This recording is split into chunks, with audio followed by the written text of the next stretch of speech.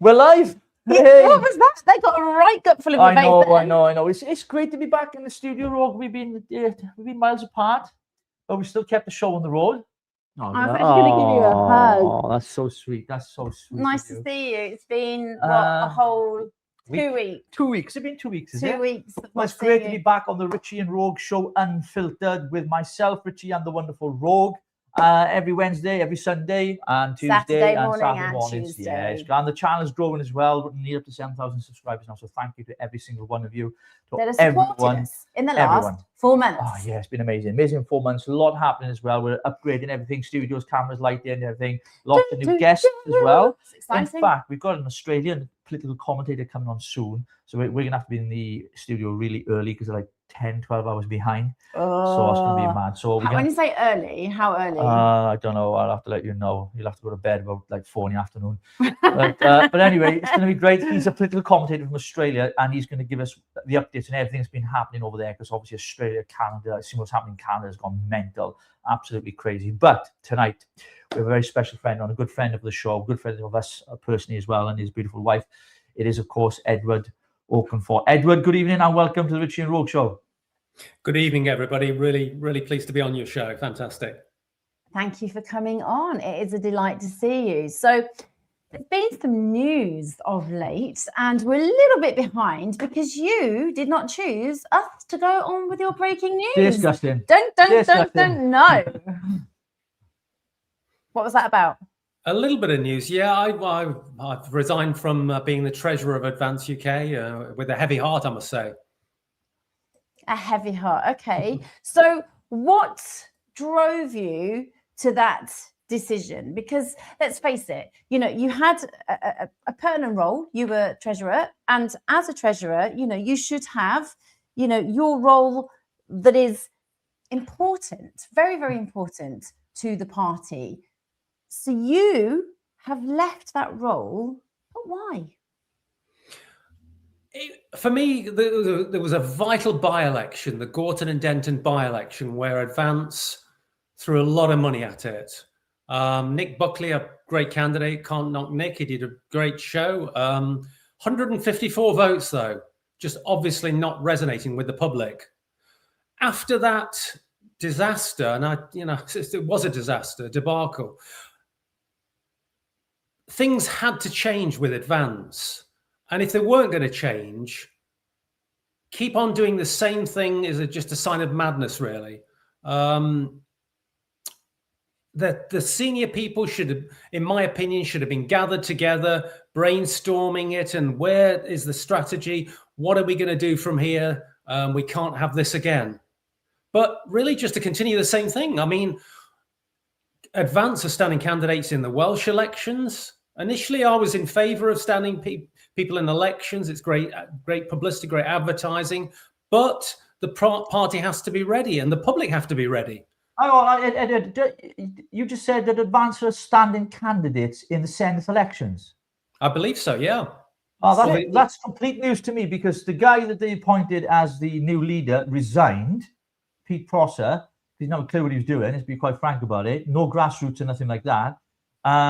Then they said they had candidates ready to go on an interview with Faith Jarvis, who actually we've been in correspondence with. I know Rogue will tell us more about that later, probably. According to our sources, there aren't any candidates. I mean, it may have changed in the last week or so. I'm not in the know anymore, but I know we are standing candidates in the Scottish elections, and it could be embarrassing if they get just a few hundred votes. I mean, what is the point? All those resources, all that. You could argue it's a bit of a test case and it's a trial run, but really, no. I think different strategy should have been adopted, and to keep doing the same thing was just not right. The brand just is not resonating with the public. So why do you think that is? I mean, initially when Advance came out, everybody was so excited because there's this new party that's come out. Ben Habib was liked, was loved. He's very articulate. The way that he delivers is really, really easy to listen to. And, he's very charismatic. He's very, very aware of what's going on around him. So everybody in the beginning is like, yes, this is the way forward. What changed? Ben is a superb orator, and he's highly intelligent, incredibly articulate. I think one of the first question marks that came along was getting rid of those two superb people that were running Wales, that worked their socks off up and down, a whole country. And you were our superstars, Richie.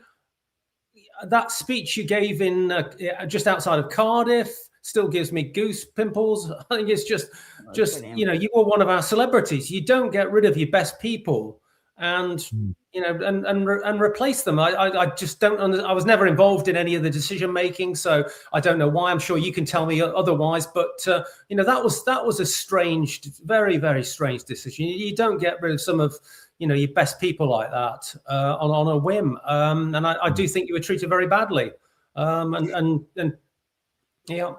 You were right. So a treasurer, is like a really, really important role, right? But you weren't really given the opportunity to have any decision-making, influence, did you? You were what you call yourself, a glorified accountant. Bookkeeper. I've said on other shows. Yeah.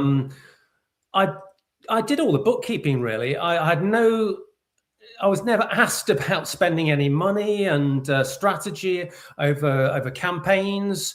A lot of money got spent on that Gorton and Denton by-election. I never agreed to any of it at all, really. It was all above me.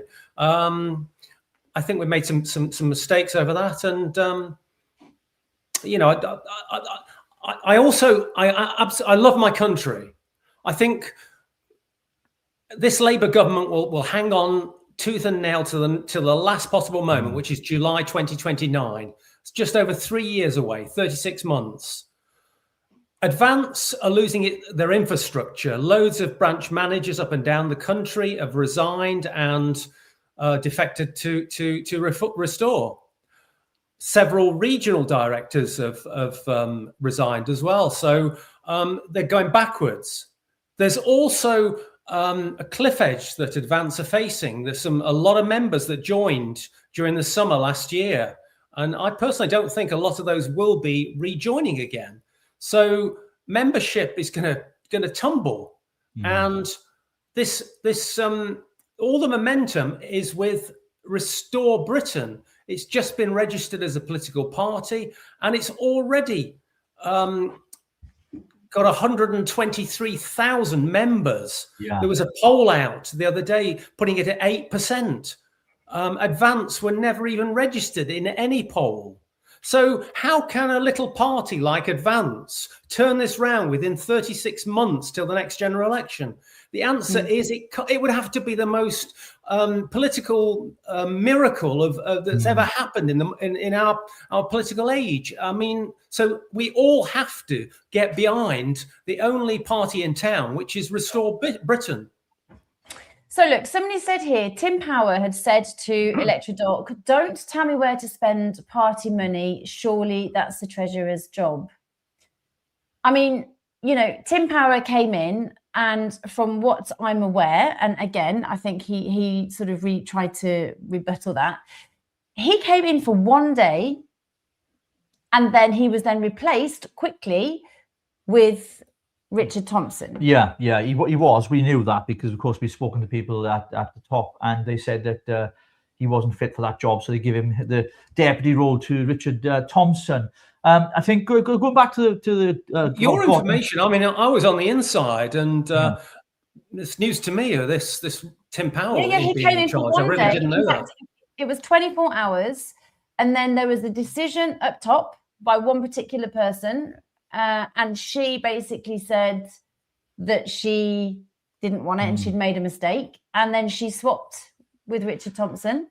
Yeah. And then, from there, the whole dynamic changed. So then we had deputy to deputy, which was just madness. Yeah, well, look, if you're going to do a by-election, right, it's going to cost between 15 to 20 grand, right? I don't know what was spent up there. I'm not privy to that. But if you can do a good election, and it was, if you look at the AI videos that were created, in fairness, the policies that Nick put out were excellent local policies, But the issue that we kept telling Ben constantly, and we give him advice, was it's too premature. It is way too early, because if you know anything about politics, the first thing is about branding. You have to get the brand out there. You have to get the name out there. It's like anything. It's PR. If people have never heard of you, how can they vote for you? And I think it was so premature, hence why I said, do not stand candidates in the Senate elections. It's a waste of money. And for me, when a party spends money on a by-election, or any elections for that matter, just as a way, a stepping stone, if you like, or as a way of getting their name out there, that's costly PR, right? There's much cheaper ways of getting the brand and the name out there than doing that. One of those ways is grassroots, is traveling around the country, around your constituency, holding gatherings, holding meetings, and speaking to members of the public and introducing them to what the party stands for. Rather than throwing, 20, 30, 40 grand at something, hopefully to get a few votes, which she didn't get 154 votes, and end up with egg in your face. And then all of a sudden, people are looking at it and they're laughing at us at Advance UK as a party itself. So it's an expensive exercise. But here's what grinds my shit, right? That is members' money. That's not Ben Habib's money. I know he's put his own in. That is members' money that paid their money out of their pockets to join the party that was used in a by-election, knowing they weren't going to win it. And it was an exercise to get their name out there. It was an absolute shower of shit. It should never have happened. And to be quite frank, I'm quite surprised. I know Nick Buckley personally. I'm very surprised that he stood. Very, very surprised. I wasn't. I have to question. Imagine if he'd stood as an independent. Could he have done any worse than 154 votes? I mean, I think he'd done better. Yeah. So what does that tell you about the brand of Advance? Incidentally, I actually went out door knocking for Nick Buckley in the constituency. A lot of people had heard of Ben Habib and they really respected him and thought Advance were a great idea. But they got completely squeezed out of it. Everybody I talked to had a lot of respect for Ben, but was still going to vote for reform because they didn't want the Greens or the Labour to win. So these big titans completely squeezed us out. And we didn't get anywhere. I mean, that's the same here in Wales. Everybody has to really vote for reform if you want, Plaid not to get in and you want Labour out and you don't want them to come together, right, to put their votes together. So what we're having to do is advise everybody, you're going to have to vote reform. You're going to have to start pushing in that direction, because here in Wales, we are suffering in every single aspect. And, we were out in the street today, we were having a look around. And do you know what I find really, really interesting as well is anybody that's on X, it becomes a massive echo chamber. Yeah. Everybody's talking, and that almost becomes like real life to some. So while you're living in this real life on X, you have people on the street in the middle of Wales. So we went into Welshpool today. You did reporting today. Last week I did some stuff down in Clerkenwell and Swansea. And the conversation we had on the bench earlier, what we hear on X and what we hear on social media is completely different. Yeah, it's worlds apart. I saw Richie's video where he went out talking to the good people of Llanelli. Did I pronounce that right? Yeah, you did.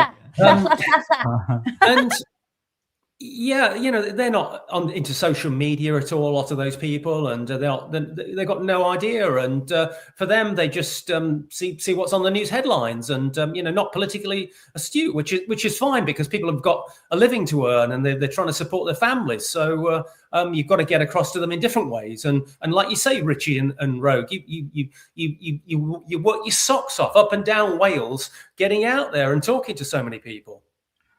Yeah. I mean, we found that an absolute honour, didn't we? Yeah.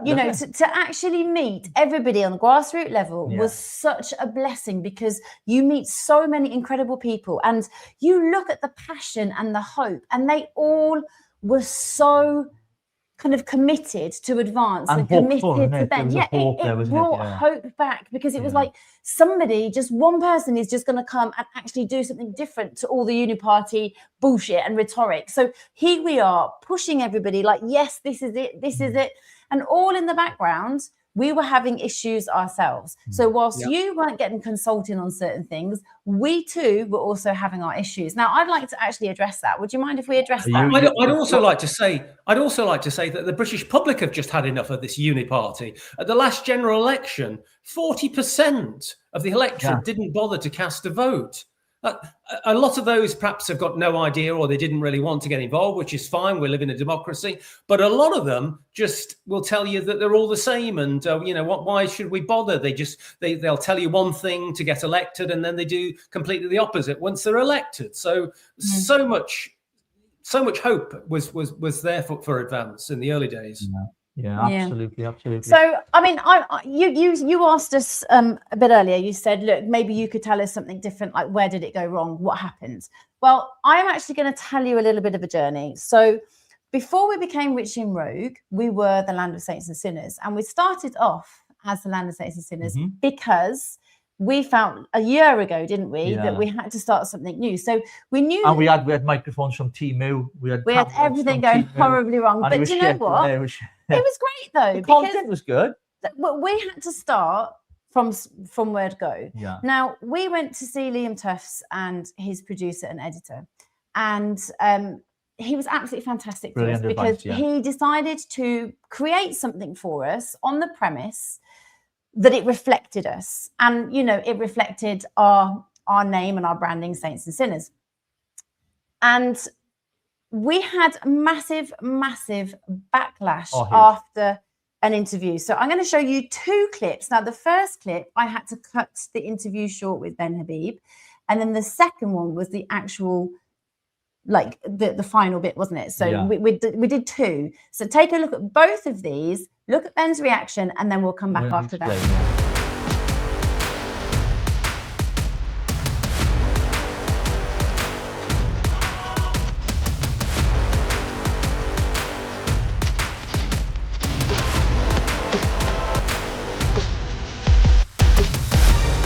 Well, good evening, everyone, and thank you for tuning into Saints and Sinners with the wonderful Rogue and myself, Richie. Tonight we've got a great show lined up for you. We've got a very special guest on the show tonight, Rogue. I'm actually quite excited. Me too, yeah. He's a favourite of ours. He's a good friend, and of course, he is the one and only leader of Advance UK. It is, of course, Mr. Ben Habib. Good evening, Ben. Hello. Good evening. Good to see you both. Though the intro was a little revealing, I think. That's Warrior Woman, ready with an impassioned fire. That's why we've called the podcast Saint and Sinner. I'm the saint, and she is the sinner, clearly. Clearly. But she's not really. She's got a good heart. You have. Well, any combatant faced with that would be on their knees, I think. Yeah, we got that. Yeah, it's a bit of clickbait. Put a clickbait there. That's what it is. It's wonderful having you on. So that was one. That was the first one, and then I had to cut it short. Then we did this one.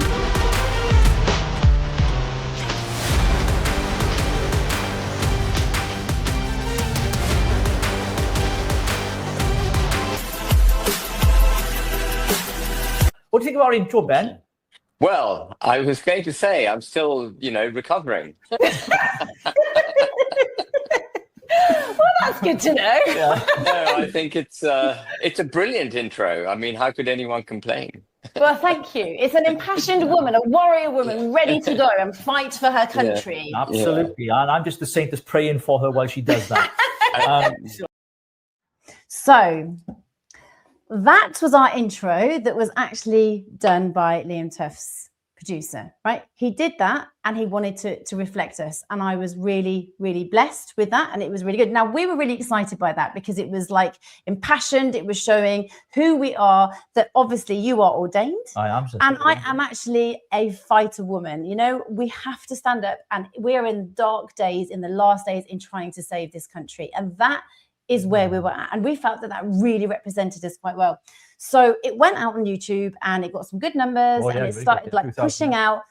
And then we got a phone call or a text message. It was a voice note actually the next day. Yeah. And the voice note was from Ben. And he just basically said in a very, very firm tone, Richard, can I just ask that you take that down, please? I don't think, upon reflection, that I should have that out there. And actually, it's too racy, was his word. Yeah, it's too racy. Then he went on to say that he would like for us to no longer be called Saints and Sinners.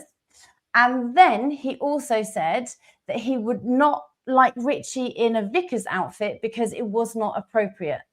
But he's actually an ordained vicar, which is what the representation was.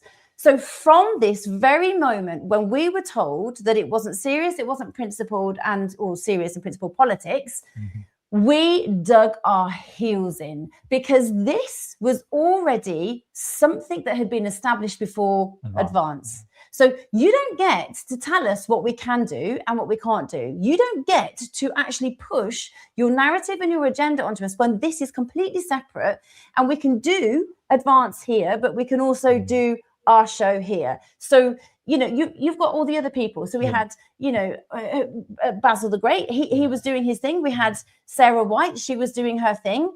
We're allowed to do what we want to do. So to have that pushback and to be told that we weren't allowed to be ourselves really got us questioning the freedom. The freedom of speech. What really is this freedom of speech that you talk of? Now, if you can't do it in-house, what the hell is going to happen outside of the party? You know, what are we going to do? Yeah, I mean, we made the decision that we weren't going to change nothing. I mean, it ain't going to happen. At the end of the day, it's our show, it's our podcast. You know what I mean? We're in charge of it. We do everything. You know, we put the time, the effort, the energy into it, and everything else. And you know, to be told that it's not appropriate because you're leading Wales and everything else, and it's not principled, but yet it was okay for others who were part of the party to do things quite similar, if not worse in some cases, in my opinion, if you look at it that way. But, you know, I'd let everyone do what they want to do as long as it's not breaking the law. I found it controlling. And that was the beginning, really, for me, for both of us, actually, because we said to ourselves, we're not being told or controlled by anybody. We're doing this out of the love for the country of Wales and the passion for the people of Wales to see change. If I can just rewind as well, Richie.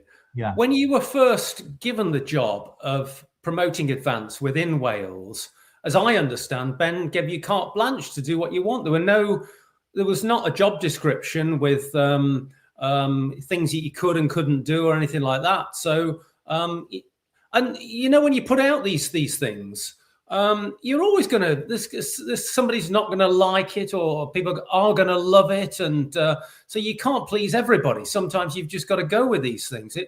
To me, it does seem a bit of micromanaging and tinkering on the face of it. Yeah. And I mean, you know, when you're fighting for something, so we were standing together, weren't we? Saying, look, you know, this is the best party. You are obviously freedom of speech. We were fighting against what Keir Starmer is opposing on us.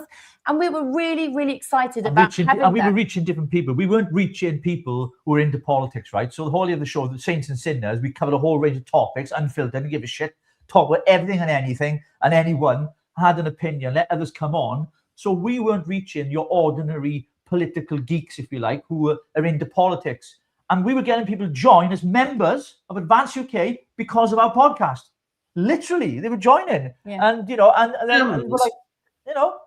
And most of these politicians are so wooden and woke and boring and dull. If they were sitting on their own in a pub, you'd cross over to the far side of the pub to avoid half of these people. You were real people. You were getting out there and, you know, having a laugh. I mean, the Christmas episode you did as well. I mean, it was just hilarious, I thought. Yeah, but great. And again, it's reaching a new audience. I think that was another catalyst for them to say, oh my God, you know, who are they? What they're doing? They're acting really oddly. No, we weren't. Christmas is celebrating, and we wanted to get other influencers. You know, we had David's, we had Katie on, we had a few people on to enjoy Christmas and celebrate it with a laugh, you know. And people, like you said, are too wooden, too serious, too principled. Geez, you have to loosen up. And if you want to target the right people, right, which is different to suited and booted London-centric, you have to have people like us actually offering the delivery. Because, you know, even going on the streets today, you know, I'm pushing people, you have to vote. Because people are saying, we don't want to vote because nothing is going to change. And that is highly frustrating, knowing that each vote is like gold dust. So now, in Wales, nothing is going to change. People are fed up to the back teeth of the high tax, loads of regulations, tinkering with everything, Labour Party. So why would they think about voting for an even further left-wing, more communist, more even higher taxes, more wasteful, more regulatory party like Plaid Cymru? I despair. I mean, Yeah. So yours today, Rogue was out on the streets doing some street journalism today. It was wonderful to watch you operate. You were fantastic, by the way. You really were. So yours Isn't it refreshing just to go out there and talk to normal people, loved it, didn't and just see what motivates them? And it's good. It's quite fascinating, isn't it? Some of these videos that you do when you go out talking to people. Yeah, we're going to put one on now. So have a look at this. So today I'm in Welshpool and I'm going to ask a few people who they are voting for in the Senedd and why. Are you going to be voting in the Senedd elections? No, I won't. Is there any reason why? Multitude of reasons. A friend in university was actually employed through temp agency, and it was only a local election, but they were employed by this person to rub out the election cards and then tick the correct box. So I will never vote. I don't believe the vote actually ever counts, and the majority vote. Everyone who doesn't vote goes into the majority anyway, so even if it's a close call and deserves to be recalled or revoted, it doesn't get revoted because then they just use everyone who doesn't vote anyway. So you're saying it's corrupt? Yeah, pretty much. If you had to vote, who would you vote for? Can I vote for APP? You can vote Average for who you want. person parties, because that's what we need, is like just a new party that's just average people that have become experts in their field of knowledge, and all these people that are like retired. Right, okay. Sorry about that, guys. The volume was bad on that. I tell you what we'll do is, Rogue has posted, actually. Where did you post it to, Rogue? I've put it on TikTok and I've put it on X. Is it on our Facebook? And it's on our Facebook. Yeah, so have a look at that. Go to Facebook and check it out on there. Because Wasn't that a serious allegation from that lady? Yeah. Sorry. Yeah. So I just would go to Facebook. Wasn't that a very serious allegation by that lady there? Which one's that, Edward? The lady that made the allegation there about the votes being rubbed out. Yeah. You thought you could hear it. I didn't know if you could hear it. That's why we came off it. So you could actually hear it properly. Was it too low though? It was very low. Yeah. Okay, that's fine. Yeah, absolutely. Somebody was paid to go in, and I mean, it's bad, isn't it? Yeah. To basically vote of fraud, and that's why she said, "I'm never going to vote again." But the mixed feeling was there was a couple who said they're going to vote reform. I just burped then. Apologies for that. So fizzy water. Some people said they voted for reform. Some for Lib Dems. Some didn't know who they were voting for. Some didn't even know they had candidates. Some have never seen manifestos. They're 40 days away from the Senate elections, and most people generally just don't know what's going on. Because they're oblivious, And the general feeling is that people don't want to vote because politicians are the same time after time after time. And I think people now need something uniquely different, something completely different that is grassroots, that tells it as it is, that doesn't flip-flop around with being PC and afraid of offending people, afraid of language that they might use that's not palatable to some, because that's the kind of conversations you have in the pub, which is the people's parliament.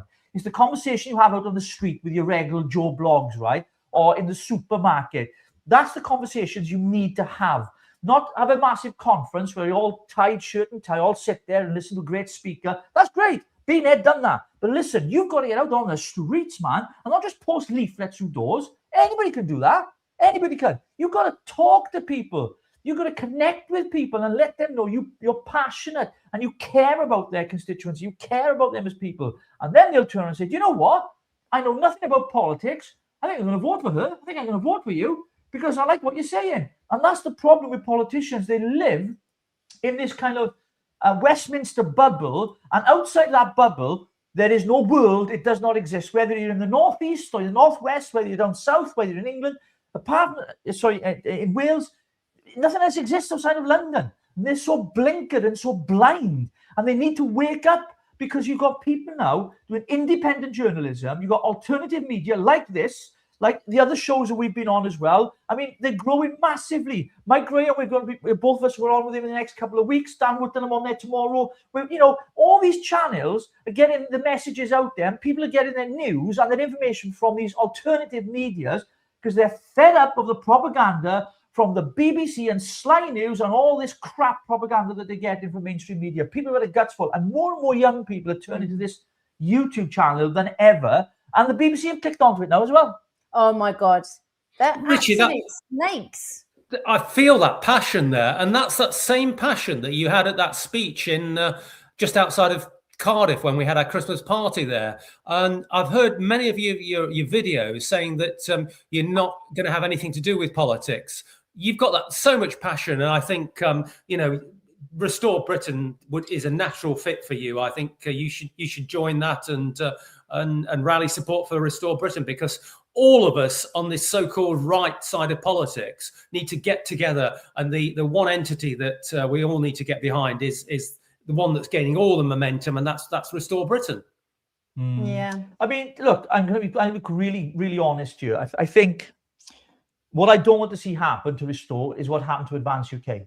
Right, I know Ben and Rupert are two completely different people. I understand, and the numbers are also very, very different. And we had James Freeman on the show, as you recall. Was it Sunday night? Yeah. James Freeman, excellent. He's going to come on again regularly. Brilliant guy.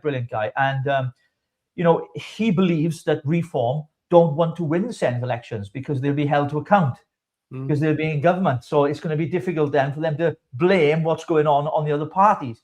But what was striking as a tactic, I can understand that. Look at the county councils that Reform won control of, and they've gone into these my own county council, Derbyshire County Council.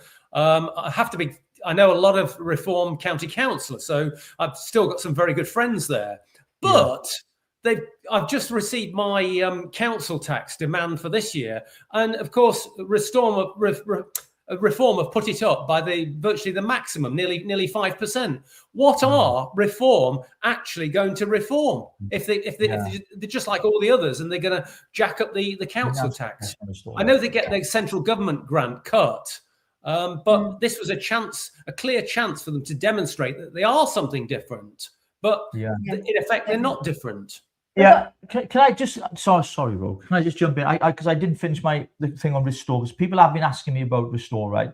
My position is this: I'm remaining completely neutral. We're 3 years away from the next election.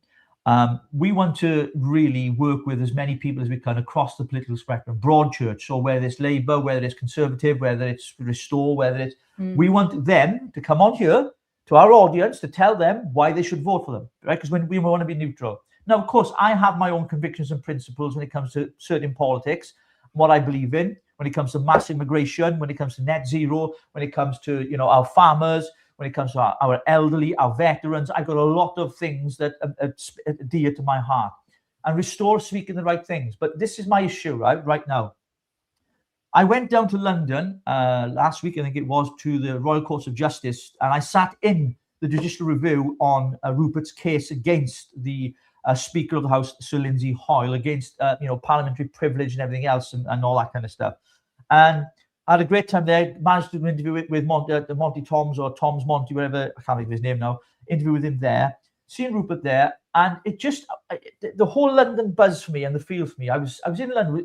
My son was with me and doing all the filming as well, and I just seen hope in Restore, but I seen that same hope at the start of Advance. And what I don't want to happen is for everybody to jump on this Restore bandwagon, which I'm not telling people what to do. This is my position, why I'm not jumping into bed with any political party to find out it's going to be exactly the same again. Because let's be quite frank, none of us believed that this would happen to Advance. We all thought this was it, right? We did. I mean, we were committed to it. You, Edward, especially, you were so committed, and loyalty to Ben, exceptional, right?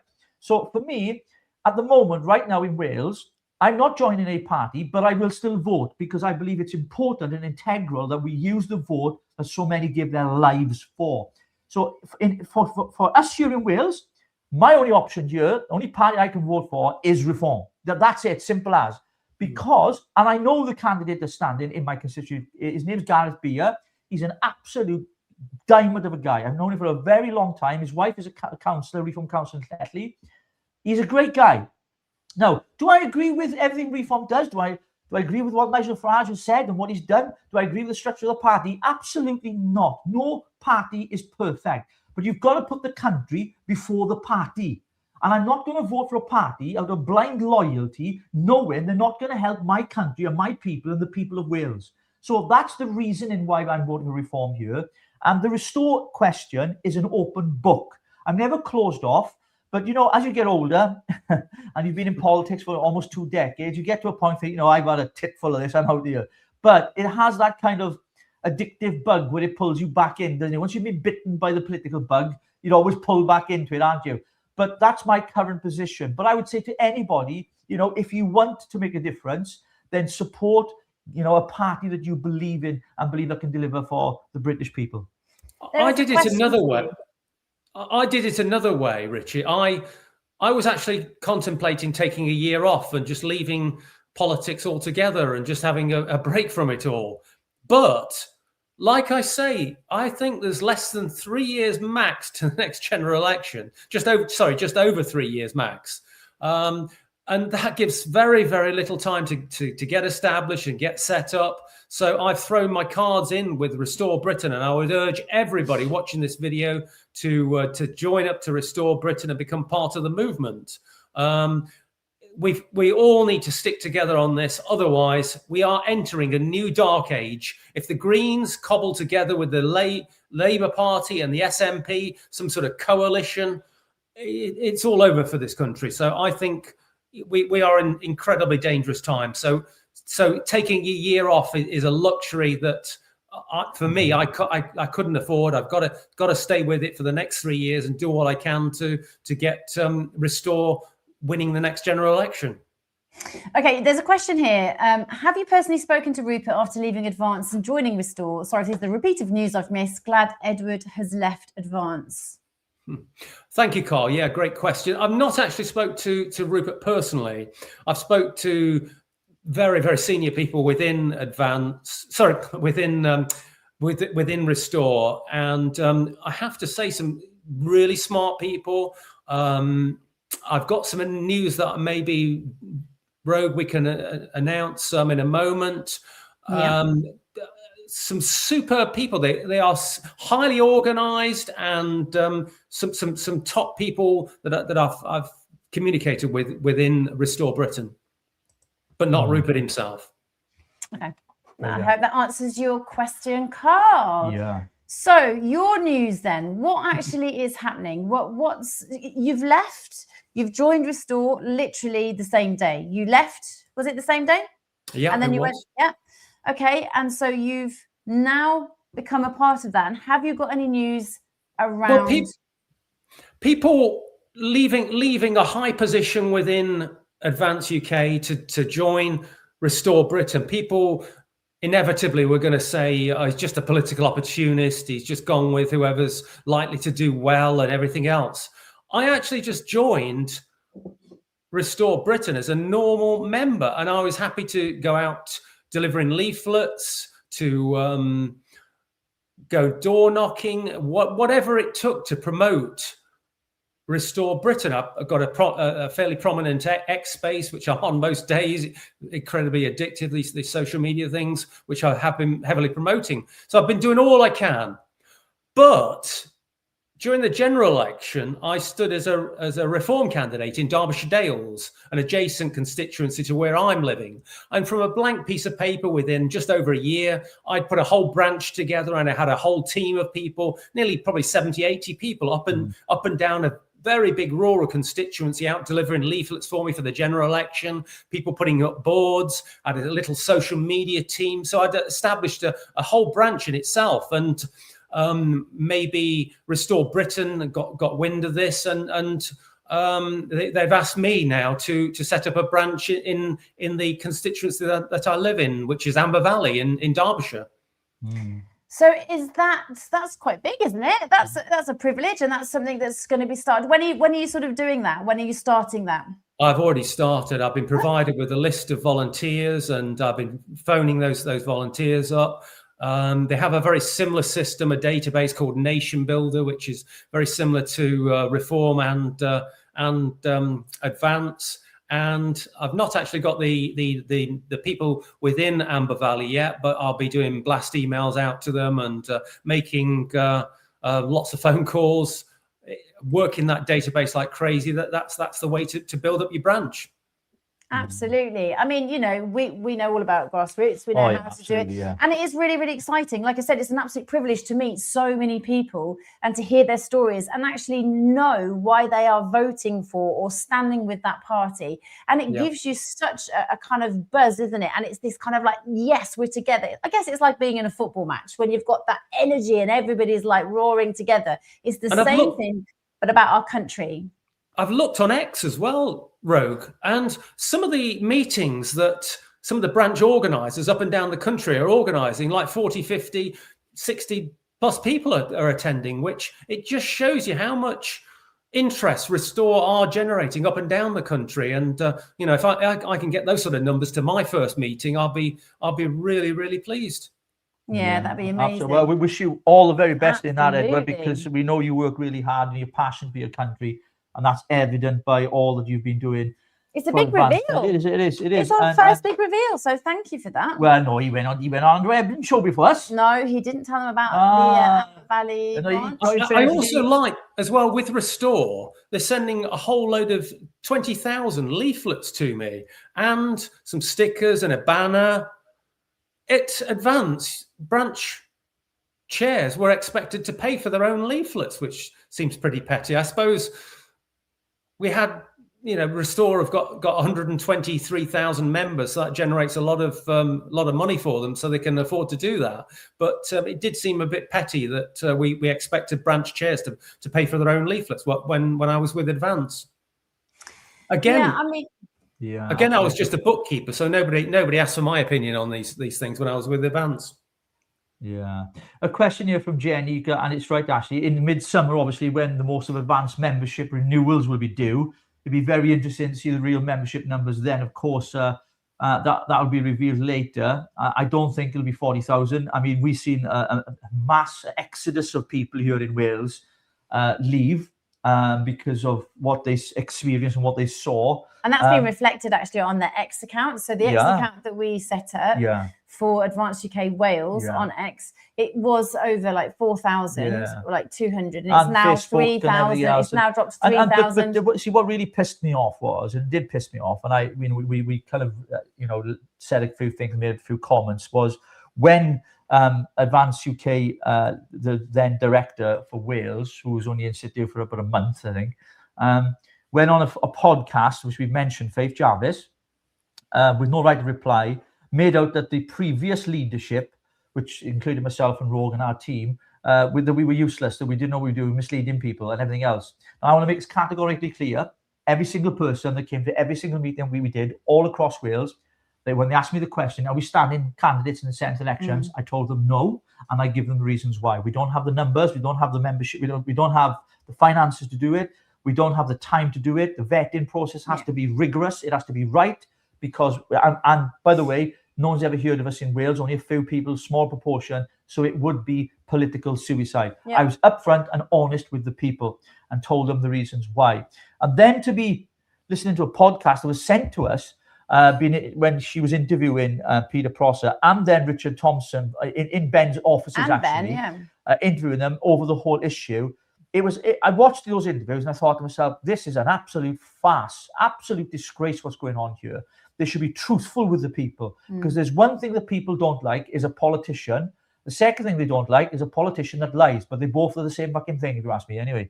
Absolutely. But anyway, and Gorton and Denton prove you're totally right, Richie. Yeah, absolutely. Look, and that reflected everything and echoed everything that you said and why not to do it. And what pissed me off as well, and it was this.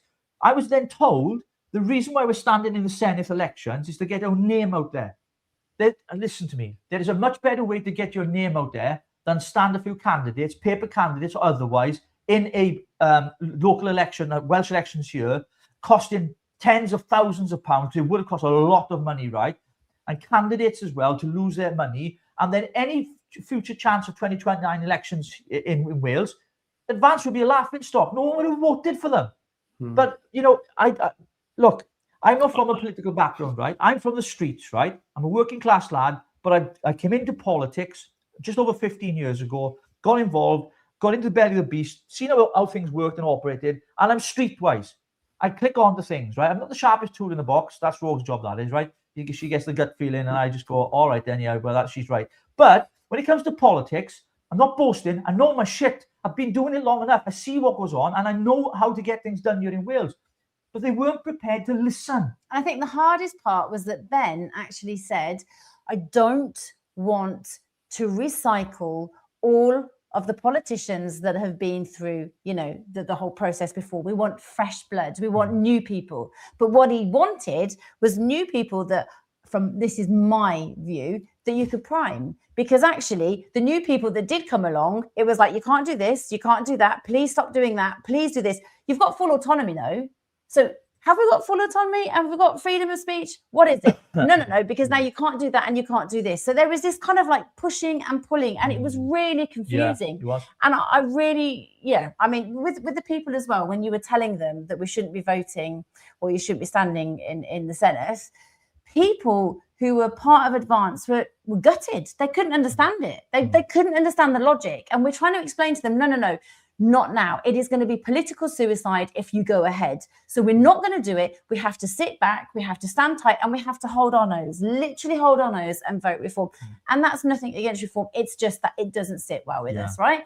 And we're telling them this, and they're like, no, we need to stand, we need to do this. And people were just desperate, and you can understand their passion. You can understand, their desire to see Advance move, because we're all working together to actually bring Advance here as a prolific party within Wales.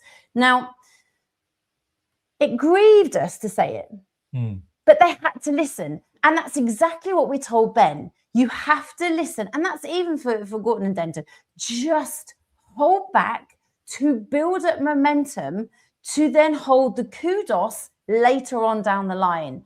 But you throw somebody in too early and it makes a mockery. And then you're just deemed as a jester and a joker party, which pretty much is what people are saying now. Yeah, and you throw people in the limelight. You chuck them in on a debate on a hustings where they have to debate with other politicians. They know nothing about politics, right? So how the hell are they going to survive in that environment? And they would be made to look stupid. And it actually can be quite damaging to people, because the world of politics is very, very brutal, very, very dark. You have to have thick skin.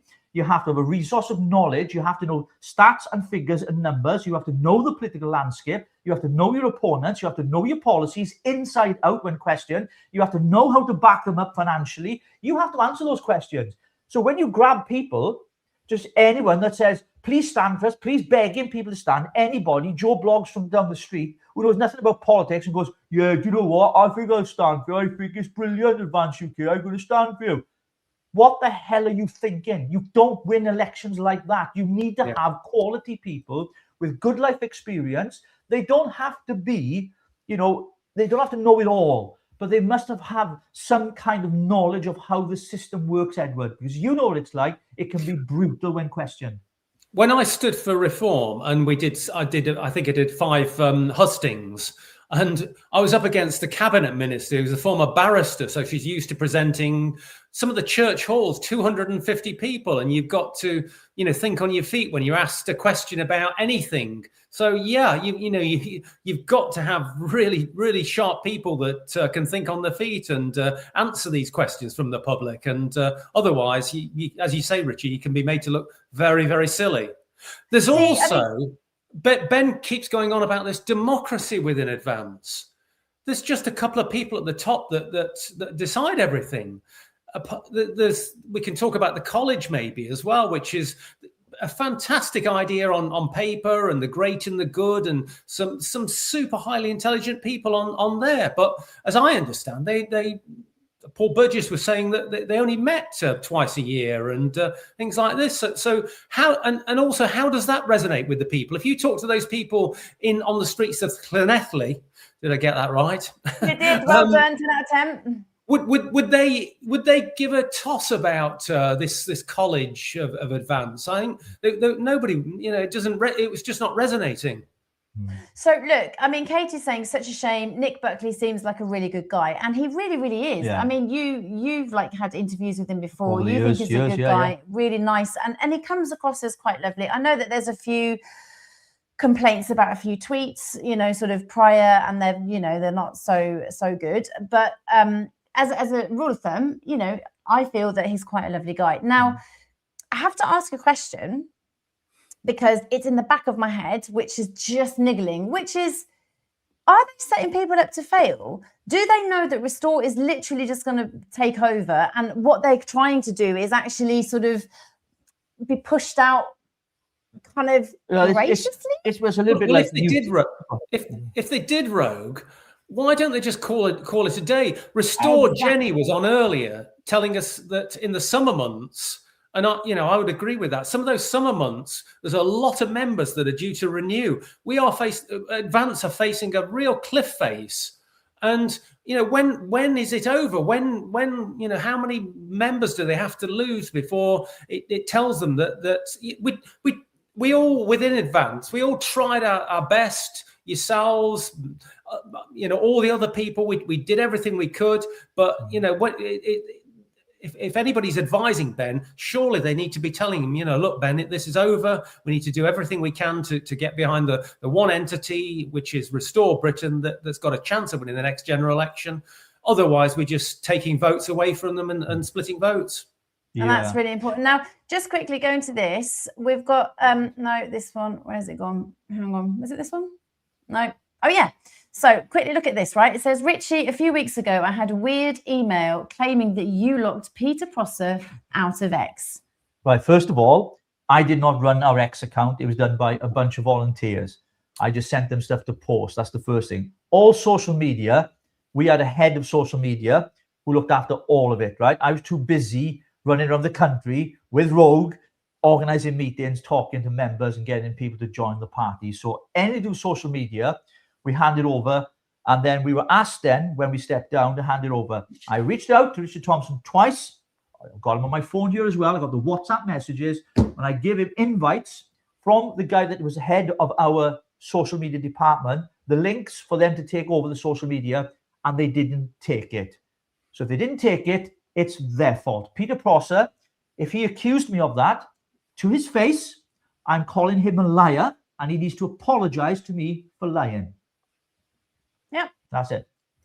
Absolutely. I mean, he was scandalous, the way that he was behaving. Even on the X account, it was embarrassing. The way that he was calling people like a car salesman, round up, come and join the Zenith. You can be a candidate and you'll get 75, 85,000 pounds. It was just like, what are you doing? It was highly embarrassing, And the thing is as well, with the Welsh elections, there was no, people were asking him constantly, well, what's your policies? What's your policies?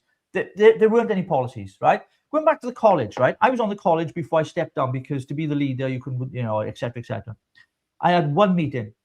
Yeah, but it wasn't even a meeting. It wasn't even a meeting. So with Paul Burgess, I mean, I've spoken to Paul quite a bit in quite a length. I see him like a dad. I call him my dad when I speak to him because we always disagree. But all right, Dad, he's right. But anyway, there is no democracy because if it's democratic, every voice matters. And democracy, you don't shut people's voices down. His voice was being shut down and it should never have been allowed to happen. And he was only asking questions. And people who were not on the college were part of the higher up, the ones you talked about, the few that are running the party, were telling people in the college what they could and couldn't do. That is not democratic. That's one of the reasons why I joined the party as well, because of the way it was set up, the democratic process of having the college developing policies. That really attracted me because that means it goes to grassroots. Not even I know you had a cracking event in London in February, but I can guarantee you those draft policies were put together by a few people, did not go through to the college for a vote, and members of the public were not, grassroots members, were not consulted on any of those policies. Now, Ben will argue they will be later on. No. We were told from the start, it's a grassroots organization. It is not the grassroots. It's the same old, okay? It's from the top down. And politics from the top down, as we know, we've seen it before, it does not work. You've got to get your grassroots right. Now, Reform, whether you like them or not, understand this. They took a leaf out on one and I. No, I'm just laughing because somebody said that I look like Julia Roberts. Ah, you do.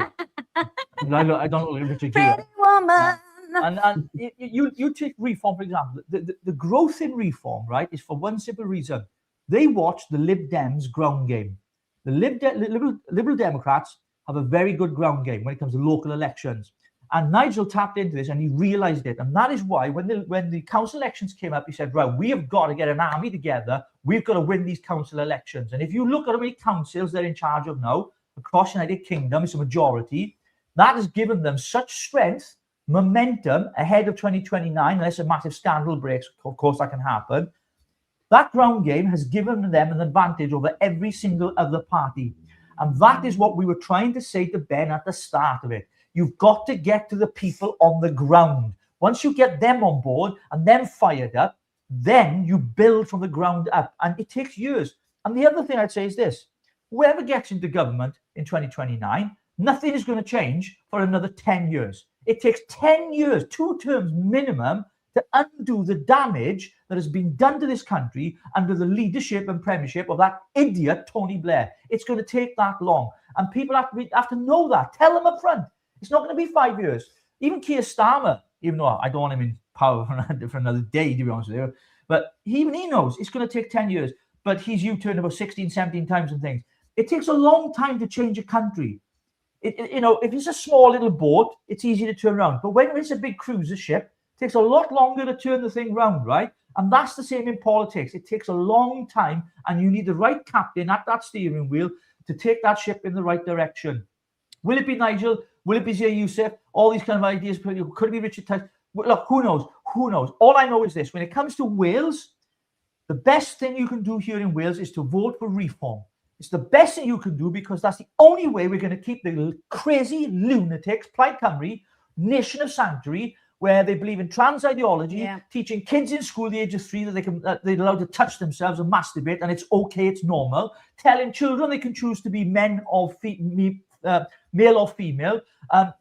list goes on. Complete open doors policy. Wales being a country of sanctuary. I mean, so anybody from anywhere in the world can just come and live there and live off welfare. I mean, what kind of madness is that? Absolutely. I think, Edward, I want to ask you about how Julie has just said in a comment above, like, I promised myself I'd never ever watch you guys again because of how you left Advance, and now here I am, you've come in my feed and now you're slagging off Ben again. And we're not slagging Ben off, we're actually saying very, very clearly that it was not run and it was not coordinated properly, effectively or efficiently. The college was supposed to be an honest broker, and loads of people piled into and joined Advance UK on the understanding that in the future, when Restore was still a movement, if the Advance would merge with Restore, they in their minds that was how they saw it, and of course, Restore became a political party, and then Advance did not merge with them. There were regional directors putting it to Ben that how come if we're a democratic party, how come we don't put this to the college and let the college decide whether we merge with Restore Britain?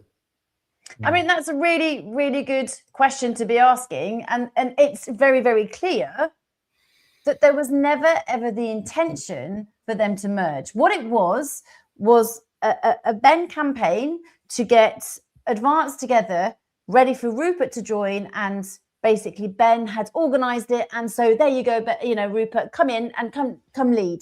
So he always wanted to be deputy. So you okay? Yeah. Do you want some water? No, I'm fine.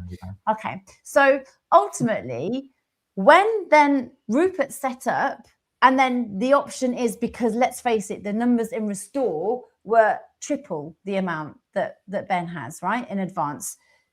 That point, if you were really honest with yourself, Ben, the truth is you would have merged, because if it was already set up for Rupert in the beginning,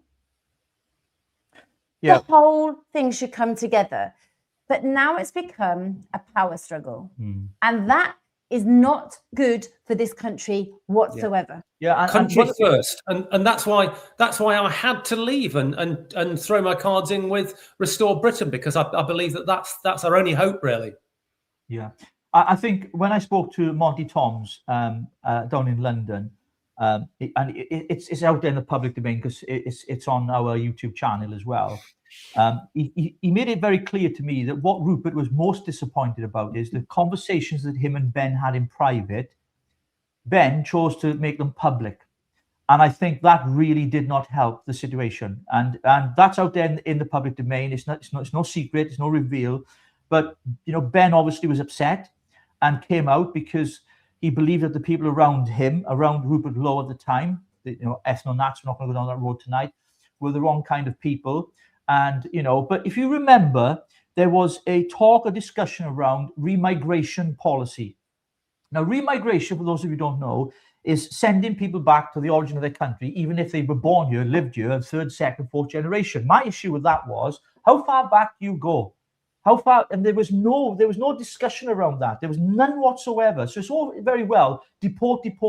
Absolutely. If you watch this show, if you follow us on social media, what we think about that, right? Undocumented males coming over here. But the issue for me is this. It's about fairness and equality under the law. So let's say I'm a fourth generation and I come from, let's say, I don't know, Uzbekistan. Is that a country? I think it is, isn't it? Something like that. Right? I come from there and I get deported because that's... You just made up a country. Did I make it? I just made it up. Right? By the way, I'm making things up anyway. So, I mean, there's no clarity. And I think what's happening is the right now is being divided. But the left is always is divided as well. But when the left are divided, where they need to come together, they do. They try to own that space. But on the right side, I'm afraid there are too many egos, too many people who want to be in charge, want to be the big boys, want to wear the big boy boots.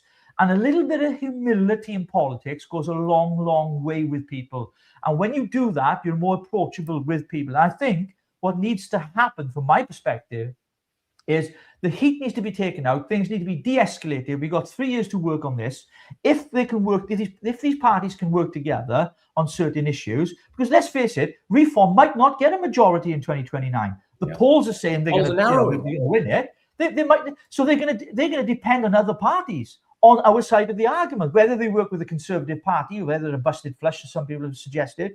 These are real big questions and they need to be answered. So I think falling out with Restore and going public with things and saying things that were meant to be kept in private is not a good thing. I kept things in private when I stepped down for a reason, for personal reasons. But my hand was forced to tell people why I resigned in the end, because too many people were making up untruths about me and things that were said that were completely wrong altogether. Do you know what, Richie? I was as well. Sometimes you can't win with these things. When I resigned, quite a few YouTubers contacted me to do an interview with them, and I was kind of reluctant. I thought I should just fade away, but it, like with your situation, you and Rogue, it leaves a void, and then people start speculating, and it's better to just get on there and talk about it and give you reasons why you left. So I was agonizing over that same decision that you were.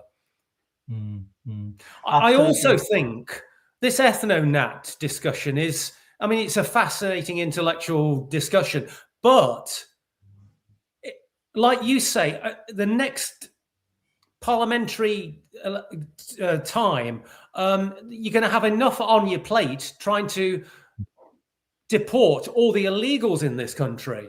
All the people that rely on welfare that are foreign born, all the people that are in prisons, that over 10,000 people are in prisons that are foreign born. You're going to have to set up a whole ICE division like they have in America to go into communities and arrest people and deport them. You're going to have enough on getting rid of the European Court of Human Rights legislation that's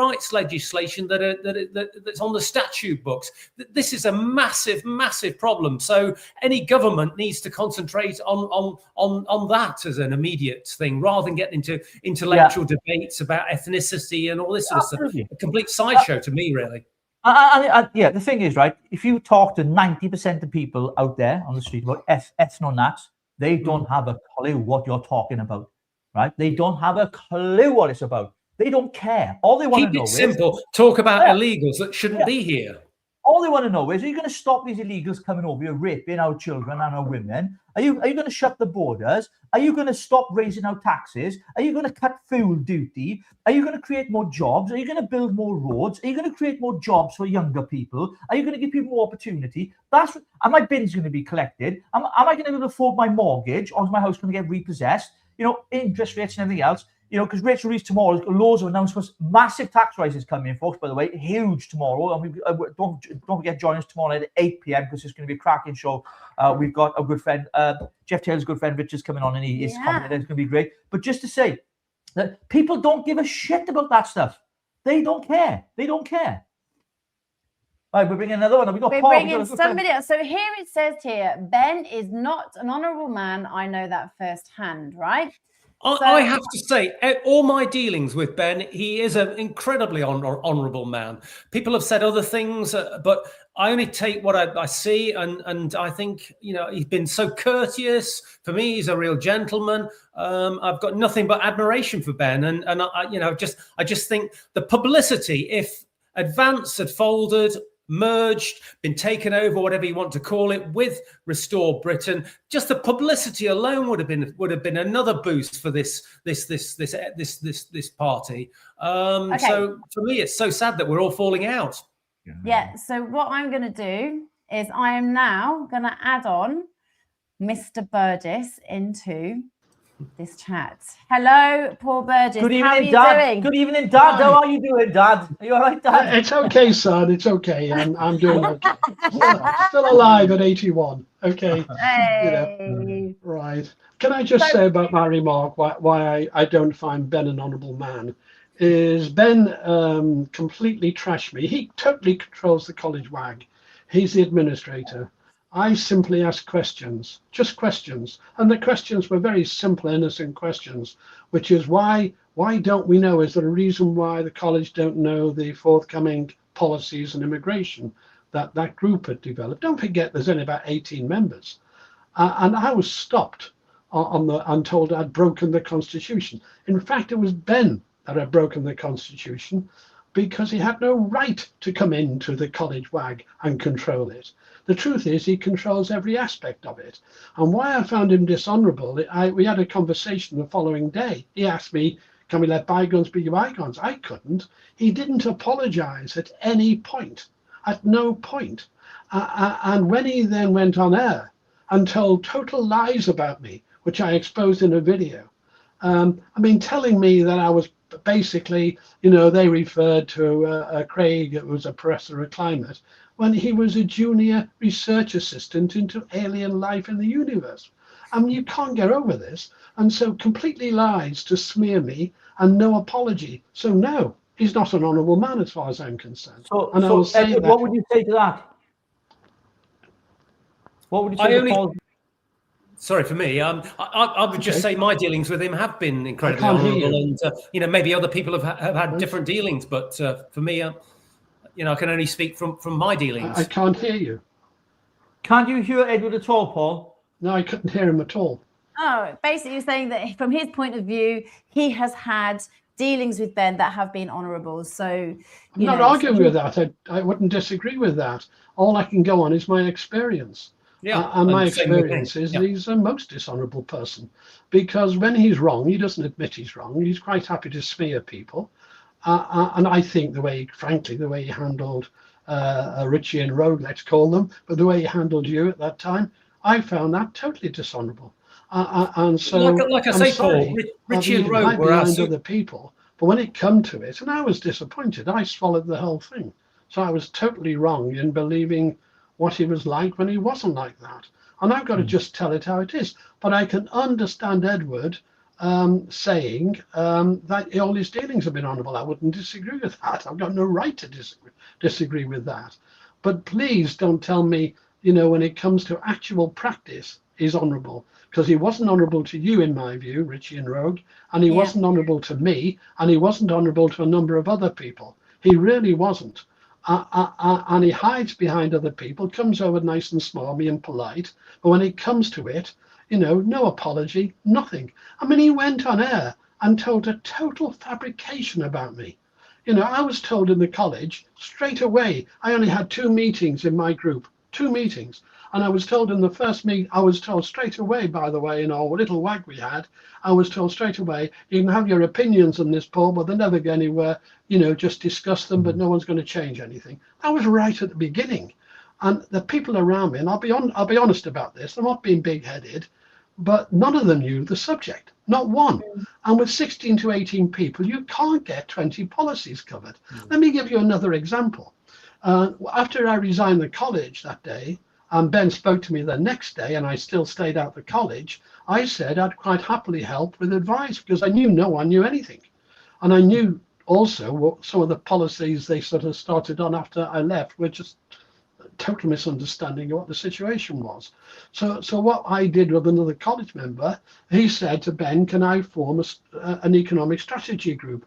I'll tell you why, because I was shocked, and Ben's repeated it on ever since, that economics don't come in till later. I'm sorry, they come in right away.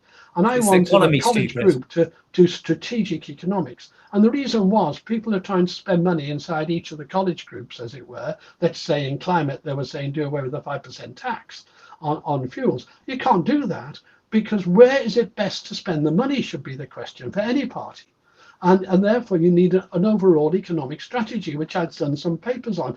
Lovely to have my papers trashed, lovely to have discussion. So let's set up a group. So that college member went to Ben and said, can we have a group? And he said, yes, but I'll only do it, he said. I'll only lead it if Paul Burgess can advise. And he said, Ben said, yes, great, let's go ahead. He came back to me and said, we've got the group, Paul. And I said, no, we haven't. It'll be stopped within days. You watch. And the next day, you know, David Rhodes, who actually said at that point he's going to be the chair of every single policy, and there's 20 odd. So he's going to be the chair, following up with, and by the way, you've got to discuss it in the way I want to discuss it. That is executive control in the extreme. And what I'm hearing from Edward and that, and from yourselves, is examples of micro control and no democracy at all, no freedom of speech. So I'm not even allowed to give my opinions. Yeah. And when you actually know your subject, and I'm not being big-headed, but I do know my climate change subject. I'll give you, I gave them examples. They were coming up in my group with ridiculous things. And I said, look, that's okay, provided you're happy to have it British and pay 4 times as much. So if your home bills or domestic energy bills are going to be 4 times more, go ahead. Because they didn't have any understanding of the subject. And that is still the case, right? And frankly, I am working. I'm trying to stay out of politics in a way, but I am working with Restore at the moment. I at least might have an input into the climate policies and so on with Restore, and I'm very happy about that. But the way that's being handled is totally professional, with highly intelligent people, to put it bluntly. And you know what? The college was a sham right from the beginning. It was never set up to be independent. How can I, if I had said, let's get a little group together on a WAG to discuss getting rid of our leader, which I had a right to, I'd have been shut down instantly. I was shut down for simply asking, why don't we know the policies before they go public on the 7th of February? I even said there may be a good reason, you know, but can someone tell me? And all the people around me in that WAG were actually members of that group. All the people were members of the immigration group, and they knew. And I asked them, are you a member? And they wouldn't answer. And then I said, wouldn't it be a good idea if the college members knew which of us were in which group? No answer. Those were my questions. I was closed down, shut up. I was breaking the Constitution. So in advance, asking questions is against the Constitution. That's right. Freedom of speech in advance is against the Constitution. You have to ask. If you know all this going on in advance, you know, imagine if they managed to win the next general election and form a government, and how, yeah, you know, you have to question how things would have been if they managed to get elected.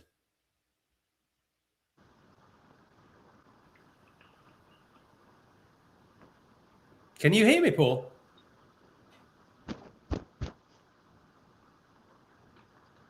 Richie, I think you're muted. I think one of the things that you asked, Paul, was some of the college members weren't actually members of Advance UK. Is that correct? No, you can have in the college. It was always allowed that you can have an advisor. You can have an advisor to that. That was always in the rules, and so no problem with that at all. That was not what I was saying. No, what I was saying was that there was no freedom of speech, because if I can't ask questions in the college WAG, which should be independent of the executive and is totally controlled, the order in which you discuss things is controlled. Everything you say is controlled, and basically a little clique got together on climate thinking they knew the subject and completely closed me down from the beginning. And then Ben went on air and said, Paul's been trying to get everyone to say there's no such thing as human-induced warming. And this really gets me mad, because I'd actually given them a paper, my latest paper, which explains the last 42 years of temperatures completely in the world, and actually puts it down. CO2 is 25% of that. So I'm not saying that. Paul, can you hear us? Because our viewers can't hear you, apparently. They're having issues. Some issues here with the sound. Can you hear him, Edwards? Yeah, you I've hear him, got him Edward? loud and clear. Yeah. Yeah, No, I can can't. everybody hear us? Don't know what's going on I can't hear Edward. No. I wonder why you can't hear Edward. But people can hear us, I'm assuming. Am I right? No sound, no sound. I said Edward. Yes, fine.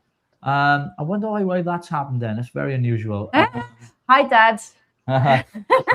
Okay, somebody's just saying yes. Okay, sound is okay now. Fantastic. Thank you. But Edward can't hear. Paul can't hear Edward. That's the problem. We have to get him back on another time. Yeah. For that. Paul, thank you so much for popping okay. on. We'll have to get you back on again. Sorry, you can't hear each other, but No, that's listen, fine. great to see your face, and thank you for All your right. feedback. Good night, Dad.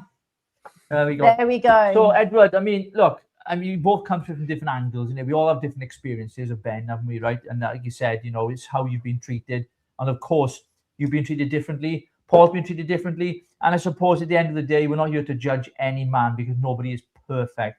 But I think for us, ultimately, it's not about the person. It's about the party, the structure, the management, and the administration.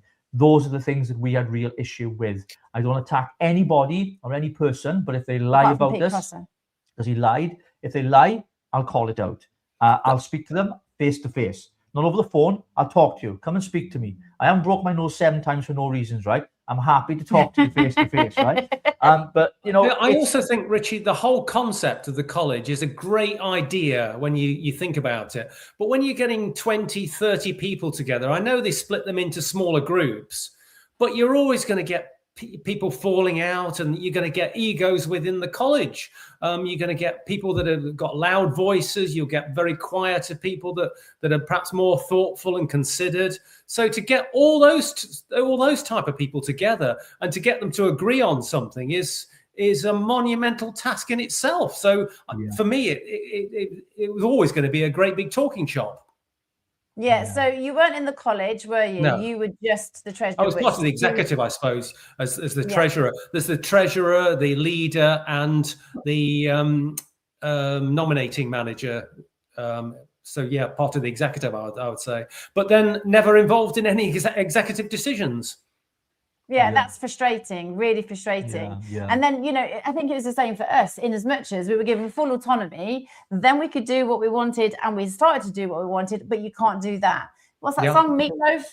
It's completely undermining Rogue, isn't it? It's completely, you've been given this role, and then you do it, and then you're undermined. It's yeah. But I would want to say on record, I wish every advanced member who still believe in the party the very best. I really do. I got nothing against anybody, because that's what democracy is, isn't it? It's respect as well.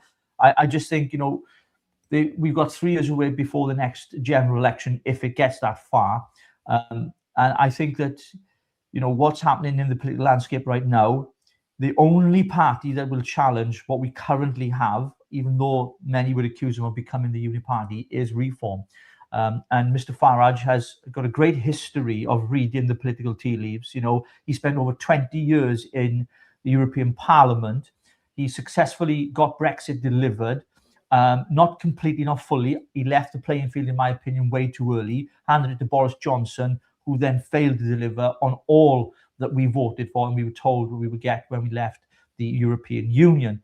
And I think that left a sour taste in a lot of people's mouths. A lot of people were, in their own opinion, expressed to me they felt badly treated by Nigel. I've always said to you, Rogue, I've said in every podcast, Nigel was very kind to me, very good to me, never treated me badly at all. I left for other reasons other than that, because the party was going on a road I didn't agree with. It sounds like your pitch to join Reform here, Richie. No. I've been asked a few times. I can't go into detail, but I have been asked a few times messages from people. But I'm staying away from getting involved in politics. I want to be able to give a platform, me and Rogue do, for people to have a voice, not just on politics, but on a lot of things, because we've been helping a lot of survivors actually from sexual abuse more recently, and there's a lot of stuff that we're going to be putting out there, some documentaries we're going to be doing as well.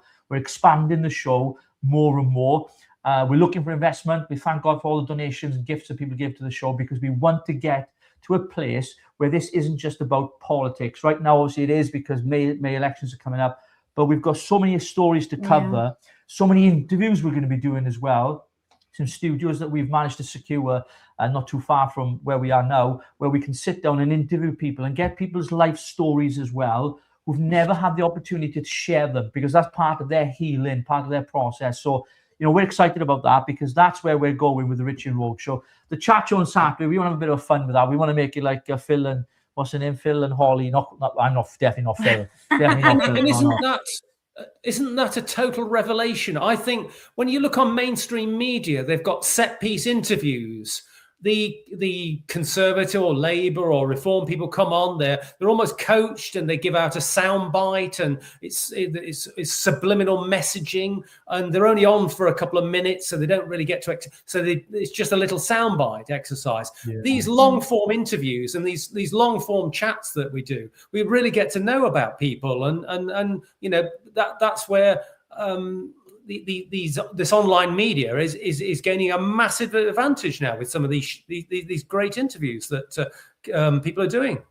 Yeah, absolutely. I just want to say once more to all the people that are asking, why would we be voting for reform? It is so important that you understand what we have suffered here in Wales.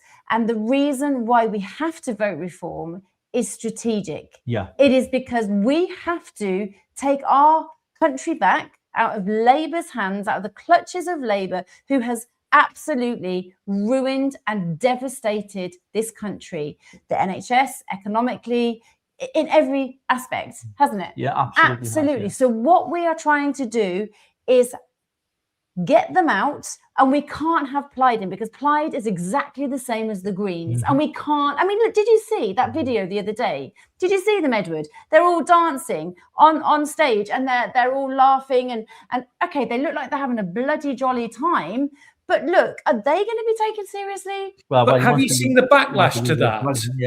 Have you seen the backlash to that with the Muslims now that are really, really upset about the trans and the gays, and how can the Greens be in bed, not literally, but how can they be in the same party as a fundamentalist Islam, like Moim Ali, I think his name is, the deputy, whose wife wears a burqa and probably not allowed out of the house without his permission? How can a party like that stick together? So I think that's designed to fail as well.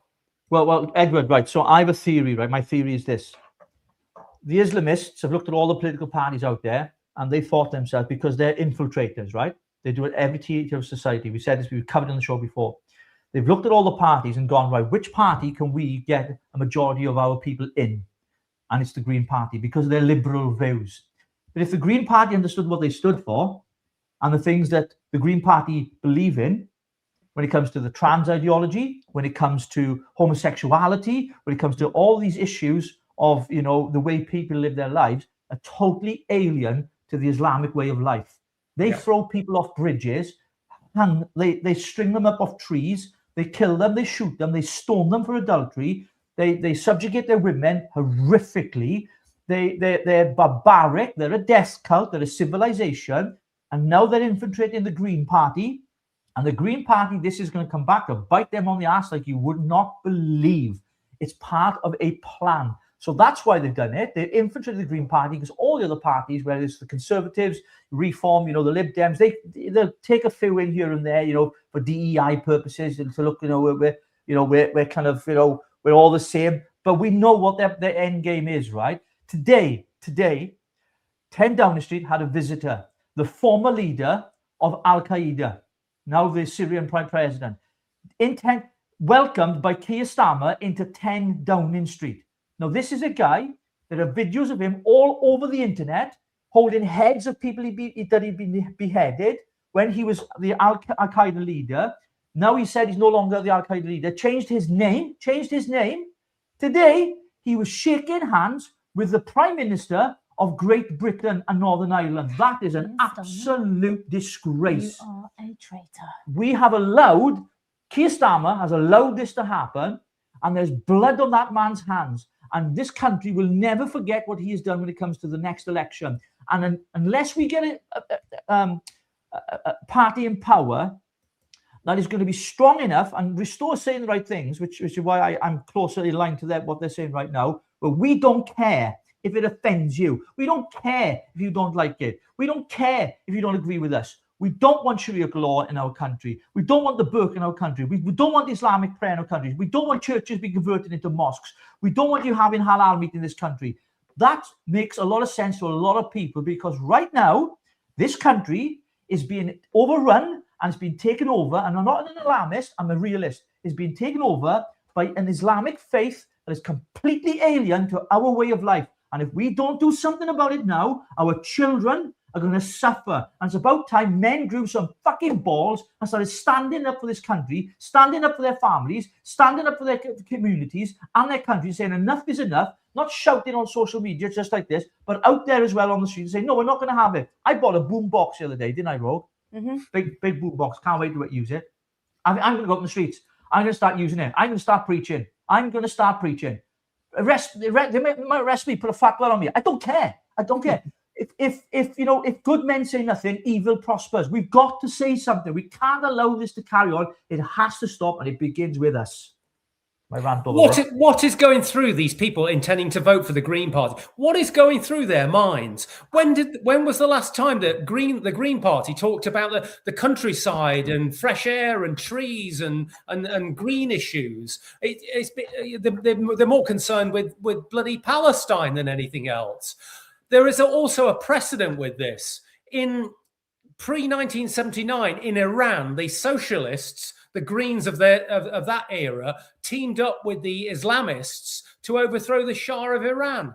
They got rid of the Shah of Iran, the Islamists took power, and over the next couple of years, 20 to 30,000 socialists were executed by the Islamists. So those Greens that are teaming up with the Islamists now, they better look behind their back what could be coming if they don't realize what from history.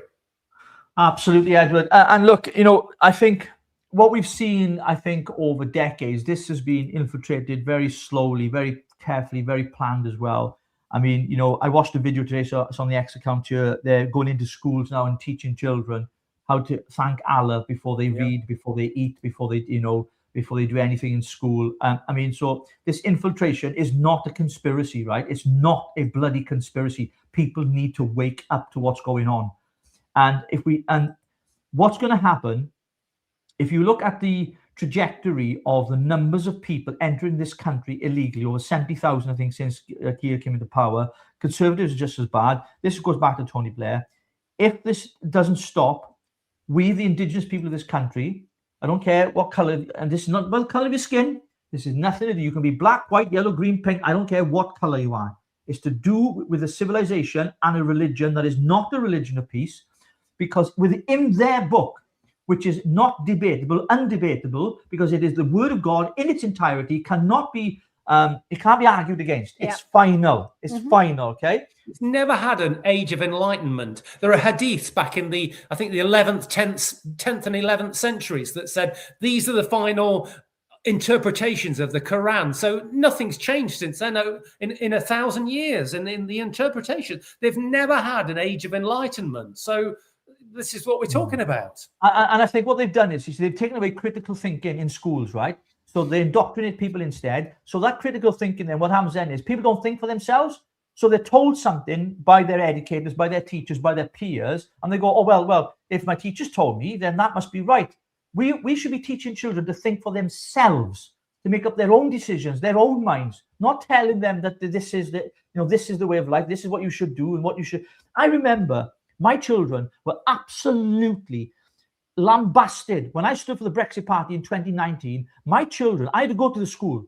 I had to go up there because my children were being picked on by teachers because they knew their dad was standing for the Brexit Party, and they called my kids, and me particularly, racist, far right. This is way before it became fashionable and all that. It doesn't work anymore. And my children suffered because of that. My children suffered because of that. But now we're allowing Islamists, imams into our schools, taking our children to mosques and telling them that this is okay, this is acceptable, so we can be tolerable. When you tolerate something for long enough, you know what happens? It becomes normal. You normalize, you tolerate it, you put up with it, and then you think, oh, well, it's going to happen anyway. And that is the deceit, that's the deception, the spirit behind it that says you're going to tolerate this for so long, you're not going to push back or argue, you're not going to see any change, so you're just going to have to accept it. And that's what people have done over generations. We've accepted things we should never have accepted. Steiner schools, they are the best school you can go to. There are not many of them. So you can go, your children go, and they can learn at their own pace. And actually, it's about how they feel. It's about what they know. And it's about how they want to move in their education, right? Whereas normal education is so indoctrinated and so positioned that they have to learn said thing. It's actually taking away their own freedom of thinking. And that's part of the plan, isn't it? It's just to set them up so that later on they become part of the rat race and the clockwork of home time, school time, literally having your food at set times. And it's like being in a prison the whole time. And you can also see why there's a big movement towards homeschooling as well. I mean, it's not for everybody. People are so busy going out to work, but you can see why a lot of parents now are homeschooling, and there's a growing movement for that as well. But they're trying to stop that also. Yeah. They're trying to bring a law in to stop that, because then, they have full control of the children whilst they go to school. But whilst they're at home, they don't know what's going on. They haven't got the control. They haven't got the indoctrination that they're trying to impose upon our children. It's absolute overreach yet again. Yeah. And we were speaking with James Freeman the other night on the show as well. And, because of the state of the country, there's one or two things. There's fight or flight in it, right? You can either decide to stay here and fight, or you can say, that's it, I'm out of here. And, it's a growing concern, because if we don't stay and fight, then Great Britain will not be recognizable within the next 10 to 15 years. You won't recognize this country. And it's a shame. You look at places like Hungary, right? And Viktor Orban, right? Look at what he's done there, right? And Poland and other places across Europe. They get this, they understand this, and their leadership, I might agree with everything they do or say, but if you look at what they do, is they put their own people first. America do it. What do? We bend over and let them shaft us up the arse with all the crap they want to get, higher taxes, ruin our children's education, teach them perversion, let our women and children get raped, and we just go, oh, well, it happens every day, we can't stop it. Bullshit. It's got to stop, and the police have got to stop bowing down and being politicised with these police commissioners who are politicians. That's what they really are. Get rid of them. The Supreme Court full of left-wing judges who are paid off.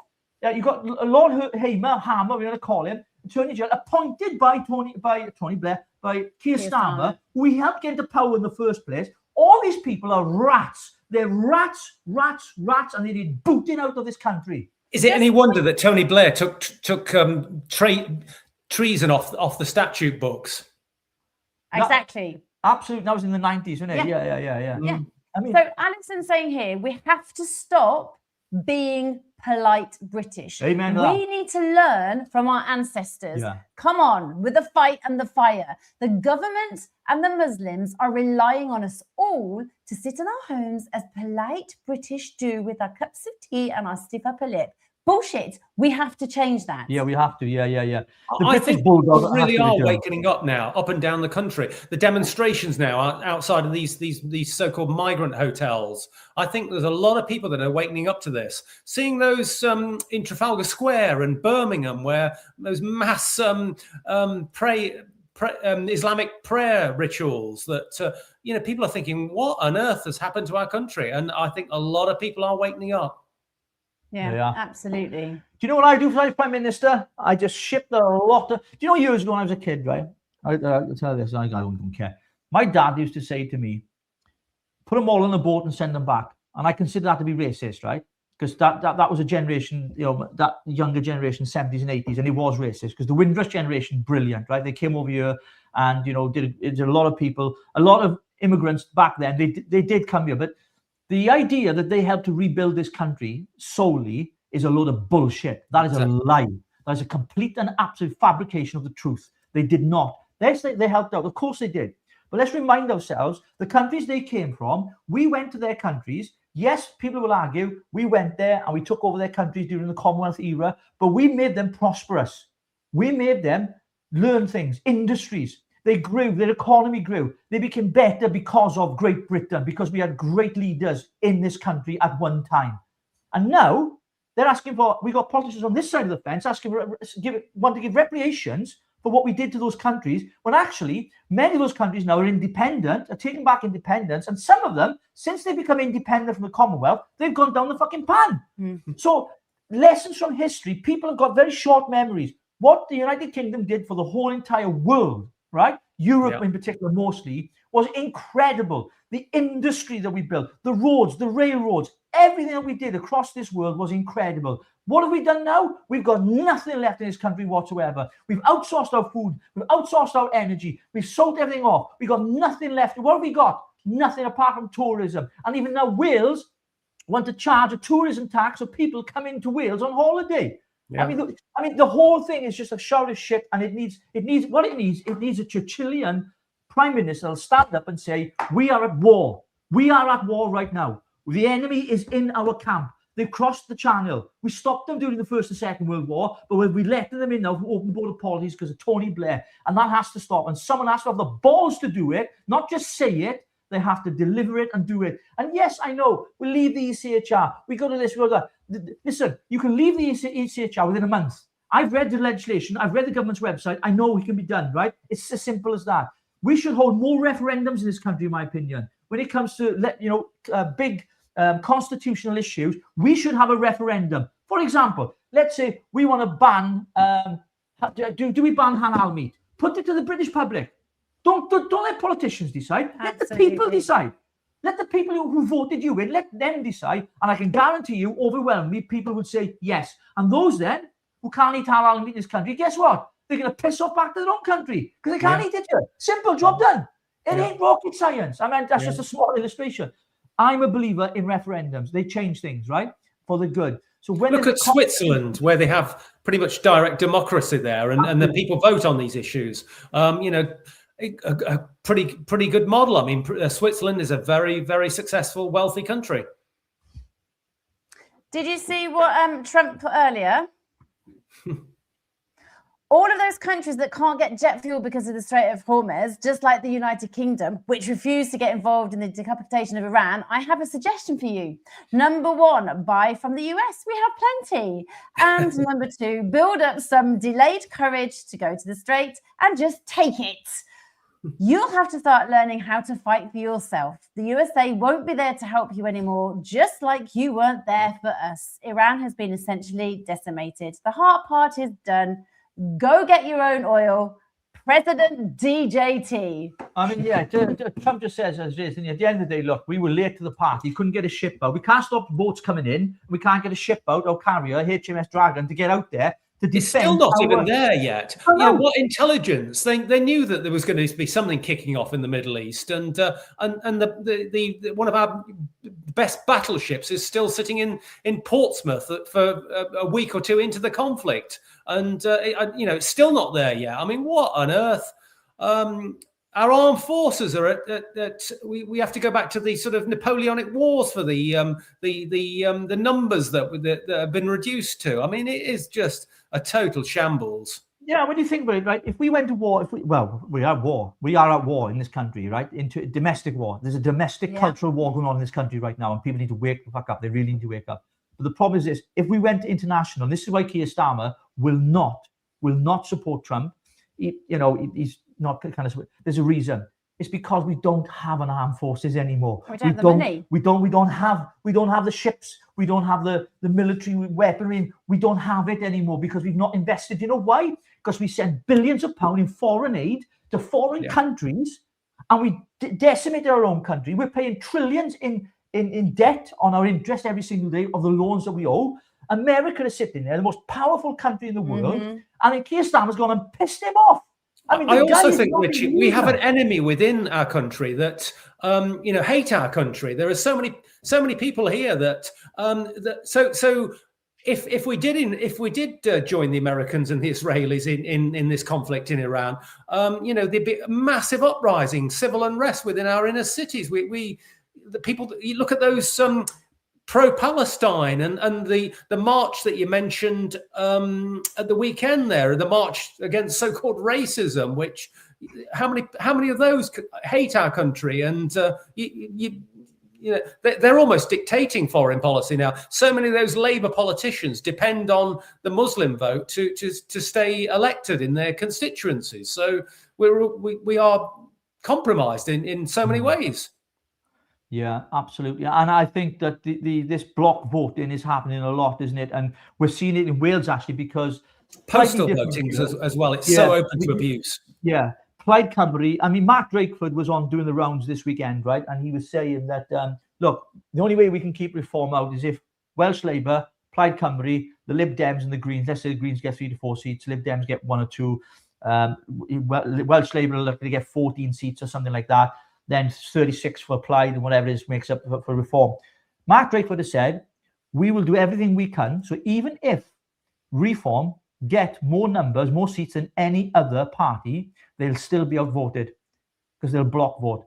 And to me, that is not democratic whatsoever. That is not democracy. No. That is a gang up of those on the left side of ideology and politics. And it's completely wrong. And, it's just force trading in a banana republic somewhere. It's kind absolutely. of, yeah.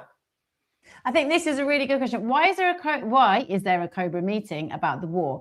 We're not involved. I can't read the rest. I've got my glasses on. Yeah, the IRGC, which is Terrorist Organisation, cells in this country have told Starmer to hold one. If we could listen, in doubt, they'll be taking of helping. I'm talking of helping. Say, I can't. DJT. Yeah, I mean, look. Mr. I remember months ago on an interview that I did stating that there are sleeper cells in this country. Okay, I was asked the question, and I said there are sleeper cells in this country. And they can be triggered at any single moment at any given time. It's all part of a plan. And I am getting to the point now where I'm thinking to myself, you know what? Why don't we infiltrate them? Infiltrate them. I'll grow a ginger beard. I'll put a big robe. I'll have an AK-47 underneath my robe, and I'll walk into a mosque and I'll sort them all out. How's that? That's not what we talk about on this show. I don't give a shit anymore. I have enough of them. Edward, say something. This can still be solved democratically, Richie. I just think that we've all got to get behind one entity and with a clear vision. It is going to take several parliaments to sort this out.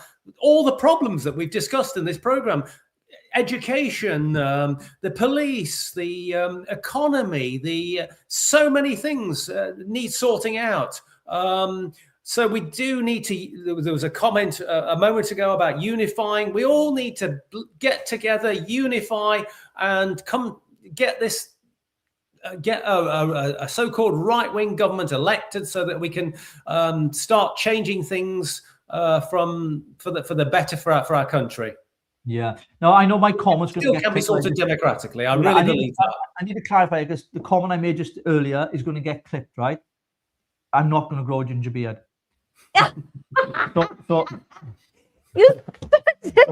No, I need to retract. I'm not going to retract the statement of infiltrating them, but what I will say is, of course, I don't advocate that. That's not the right way. We're not animals. We don't lower ourselves to their standards. That's not how we do and you things don't in this have country. a gun. I don't have a gun. I'm not safe with the water pistol, never mind the gun anyway. But the truth is, the only way to do this is, I know it's democratic, but democracy right now is not working, and people are telling me on the streets it's not worth voting because nothing changes. Because if voting changes things, why have things not changed for the last over a few hundred years when we voted? I mean, look, we've had some great... And imagine if a right-wing entity were able to win the next general election and get a proper ICE division together, repeal so many of these laws. I believe we can get rid of millions of people that hate our country, end welfare for foreigners, get rid of the foreign criminals. This can be done with the right people. And I would also urge people that are looking at this video now, people that are not from a political background, I'd almost welcome people like that joining Restore. We don't want these career politicians that have failed our country, that keep joining up to reform from that are part of the problem, that have got us into this problem. I think, fresh people that have achieved things in their business careers, their academic careers, let's all join together, and we're going to need everybody's help to do this and get it through, get rid of much bad, awful legislation off the statute books. So Ray is asking Rogue, Richie and Edward, could you or would you come on a next space with me next week? I'm happy to. I'll have to check her diary. We'll do it. Will you be up for that, Edward? Yeah, happy to go along there, Ray. Yeah. We did the papers on Saturday morning on a brunch show, right? There was an article in there, and a asylum seeker had been given 15 years for raping a 12-year-old girl. Yeah. Do you know how much it's going to cost the British taxpayer, the plumber, the plasterer, the bricklayer, the van driver, the painter and decorator who goes out, pays their taxes to the government? They're going to pay him over a period of 15 years, £810,000 to keep him in a British jail.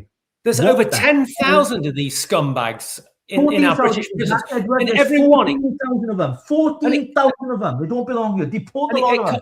And it's 50 grand a year, Richie, about 50 grand a year to keep a prisoner in his prison cell. What kind of economic nonsense is that? Yeah, absolutely. Somebody's saying here, we need to get a prayer group together. We could disperse prayer points for individuals to pray for the country. Do you know what? I don't think that's a bad thing, because if we all Christians are asleep, we've been to the churches, darling. What are they like when we talk to pastors? I bumped into a pastor the other day in town, right? I asked him a question. Didn't want to give me an answer. Didn't want to get involved in politics. I'm like, why? Like, you're supposed to be the voice of morality in the country. If you stand for biblical principles, stand up and speak up, What I can't understand, I get frustrated.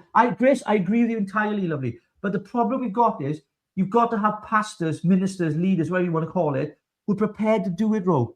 How many of you? I understand that, but also energy is really, really important, right?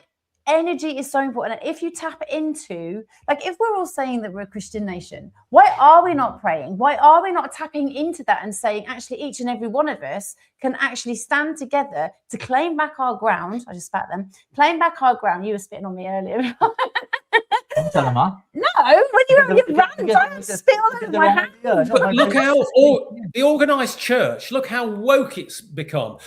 Christians have been murdered all across the Middle East. This is the cradle. This is where Christianity began. Look at Nigeria, where tens of thousands of Christians are being murdered by Muslims from the north of the country. Yet do we hear anything from the Pope, the Archbishop of Canterbury? No. All we hear is about poor migrants, and we should help more migrants come to Britain. What kind of nonsense is that from the organised church? Absolutely. And I think Trump has done something. I mean, he's been sending delegates over there to say, right, that's enough. If you keep killing Christians, we're going to come over there and we're going to sort it out. The problem you've got here is, I mean, this week as well, we've got a new Archbishop of Canterbury being, anointed as the first woman, right? Now, I'm going to give you, I've got a degree in theology. I study theology. That's my thing, right? But I don't preach it anymore. I'm not, I'm ordained, but this, I kind of, it's not my thing anymore. But I still believe, I still believe in everything else. Here's my thing. Nowhere in Scripture, now some people will call me a misogynist now, and a male, I know they are. I don't care. Nowhere in Scripture does it say that a woman can be ordained as an archbishop. Nowhere in the Bible. But the church does a lot of things that are not in the Bible anyway. So it's full of, it's just hypocrisy. And the problem we've got as well is there's two different sides. There are good churches. Don't get me wrong. They really, really are. Do great work in the community. We know a lot of them. Evangelical churches, brilliant people. But the abuse that goes on in churches as well. Oh, don't even get me started. Right. So you've got it at it's in every society, in every tier of society, and it's everywhere. So we don't talk about that tonight because we go on a rabbit hole. I will anyway. But I think the idea for the church to wake up is a good thing.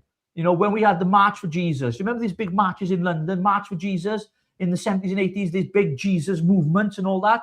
Where are they now? You go to our big cities and all you hear is, you know, Allah Akbar, call to prayer, all that crap, right? Where's the churches? Where are the Christians? Where are the pastors? Where are the leaders? And when I ask them and I confront them, do you know what they say? Oh, we don't want to get involved in politics because, you know, it's you know, we want to keep away from it because it divides people. We're already divided.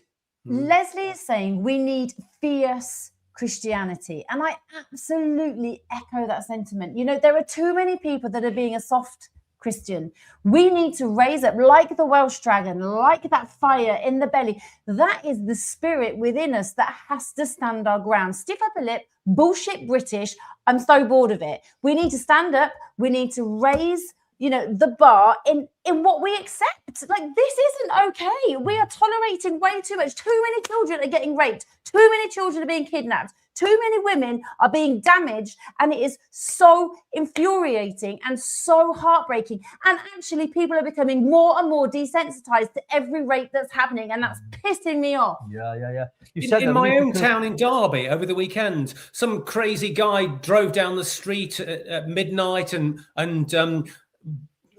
drove over several people within the city. Yeah, 20, 30 years ago, that would have been national headlines. It would have been what everybody was talking about. These things are becoming regular occurrences now. Every single day, virtually, we've got some illegal raping a British woman. I mean, it's just we become desensitized to it all. Balance the record, white people do it as well, right? So I'm going to do this, and I get that. And what the left do is, But if you look at the statistics, statistically, nationally, it is a majority of non-white people that are raping women in this country. All cultures are not equal. There are all cultures are not equal. There are some people from medieval cultures that have come to this country that treat women like dirt. And, you know, we should not be putting up with this. We know the statistics. We can see those statistics, even though the government try to hide these statistics from us. We know that Afghanistan males are more likely to commit rapes on average than indigenous British people. These statistics are out there. Facts are not racist. Absolutely. Absolutely that. I got a chest cough now. I have to give up the cigarettes or the vape, I think it is. But listen, we've had a good rant tonight. I needed to because, you know, at the end of the day, you know, we've got to get to a place where we find a way out of this situation that we're in. And you know, some people think it's politics, some people think it's a revolution, civil revolution, whatever it's going to take. You know, we're going to have to do it because otherwise, what do we do? Leave the country, you know, and I've said to Rogue, and I'm just being completely honest here. People can call me a coward all as much as they want. I don't care. I got to the point. I'm 51 now. I'm looking at my life and I'm thinking, my kid's grown up. You know, I've got obviously priorities, family, and I'm thinking, do I stay? Do I need this? Do I have to do this? Yeah. I do this because I believe in what we're doing with the Richie and Rogue show and it's unfiltered. We want to speak out. We want to speak the truth. We want to give people a platform and a voice.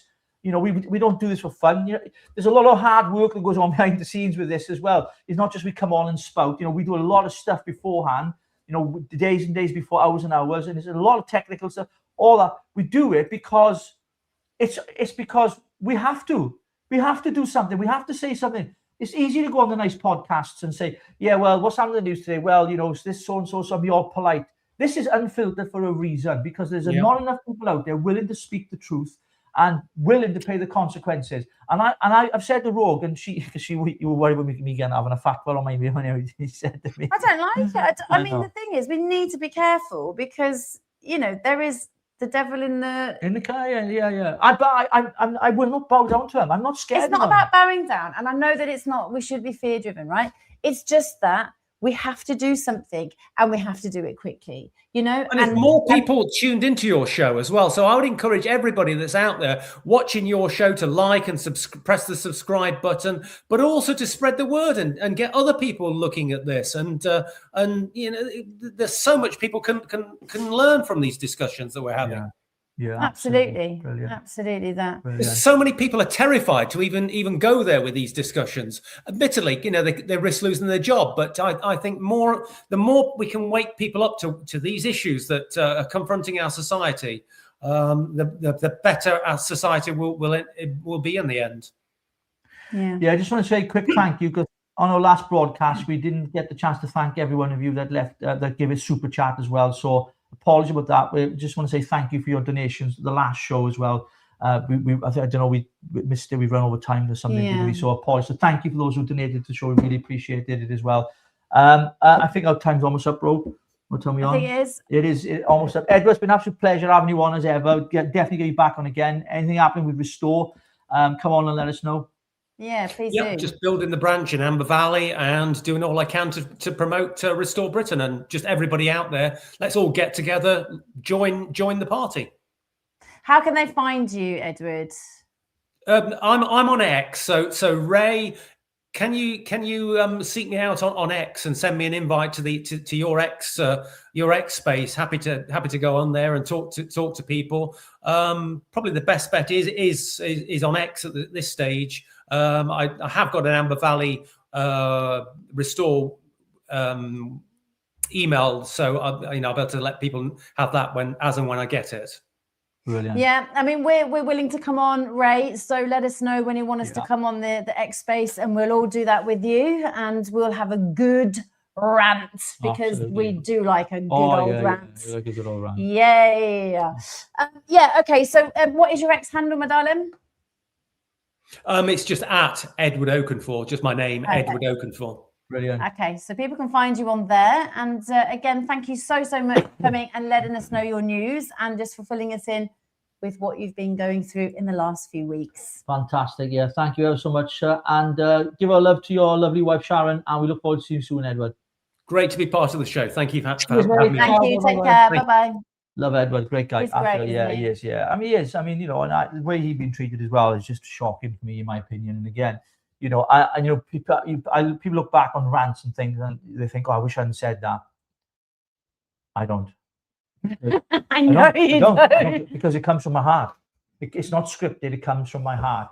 And if I'm hated for it, that's fine. I'm not here to be liked. I'm here to try and help people. I'm here to give a voice to people. That's what we do, Rogue. That's what we've always tried to do. 32 years of friendship has meant a lot to us. We've journeyed together through some tough times. Don't make me cry. Don't make me cry. We've journeyed together through some tough times, right? We have gone through a lot. And here we are now together, working on this project, wanting to give this channel a voice for people who are voiceless, whose voices have been taken away from them, and actually speaking to ordinary people, not these plastic politicians or plastic pastors or joking bishops, wherever they are. Bollocks to that. We'll tell you the truth. We'll tell you how it is. Yeah. And, if it's not palatable, find another channel. It's fine. But if you want the truth, the whole truth, and nothing but the truth, so help me God. And come to Richie and Rogue. That's right. So thank you ever so much, everyone, for watching tonight. Thank you. We love you all. Appreciate that. Watching the comments coming in. Thank you so much. We love you guys. We're just going through these. Thank you. We love you guys. Thank you for supporting us and for staying with us throughout this journey, because it's been a long journey, hasn't it? It has indeed. Yeah, we've got another 32 to go, love.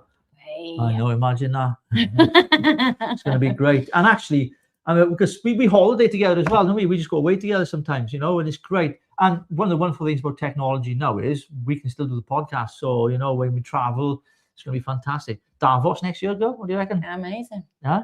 Let's go. Let's go and capture some of those freaking elites. Oh, let's do it. I know, we definitely do it. Hey, guys, thank you ever so much for tuning in tonight to the Richie Rogue Show and Filter. It's been an absolute pleasure having you on.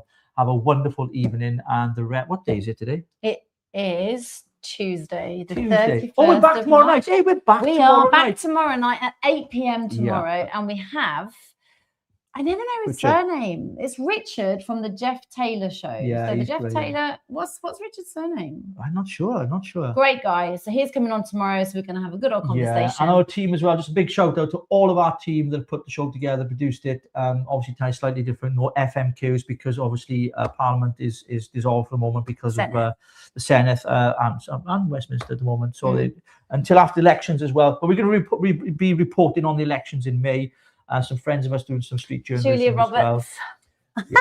I love that. Steve Coogan. Correct, yeah. But thank you so much to all our teams, and we love you all very, very much. Yeah, appreciate everyone. If you want to support the channel and you do want to donate, there's a couple of ways of doing it. One of the ways is if you just scan this QR code that comes up on the screen there now, you can leave a small donation. If you go to Buy Me a Coffee, I think it's on here as well somewhere. I think Nikki and the moderators will put it on there. Just go to our website,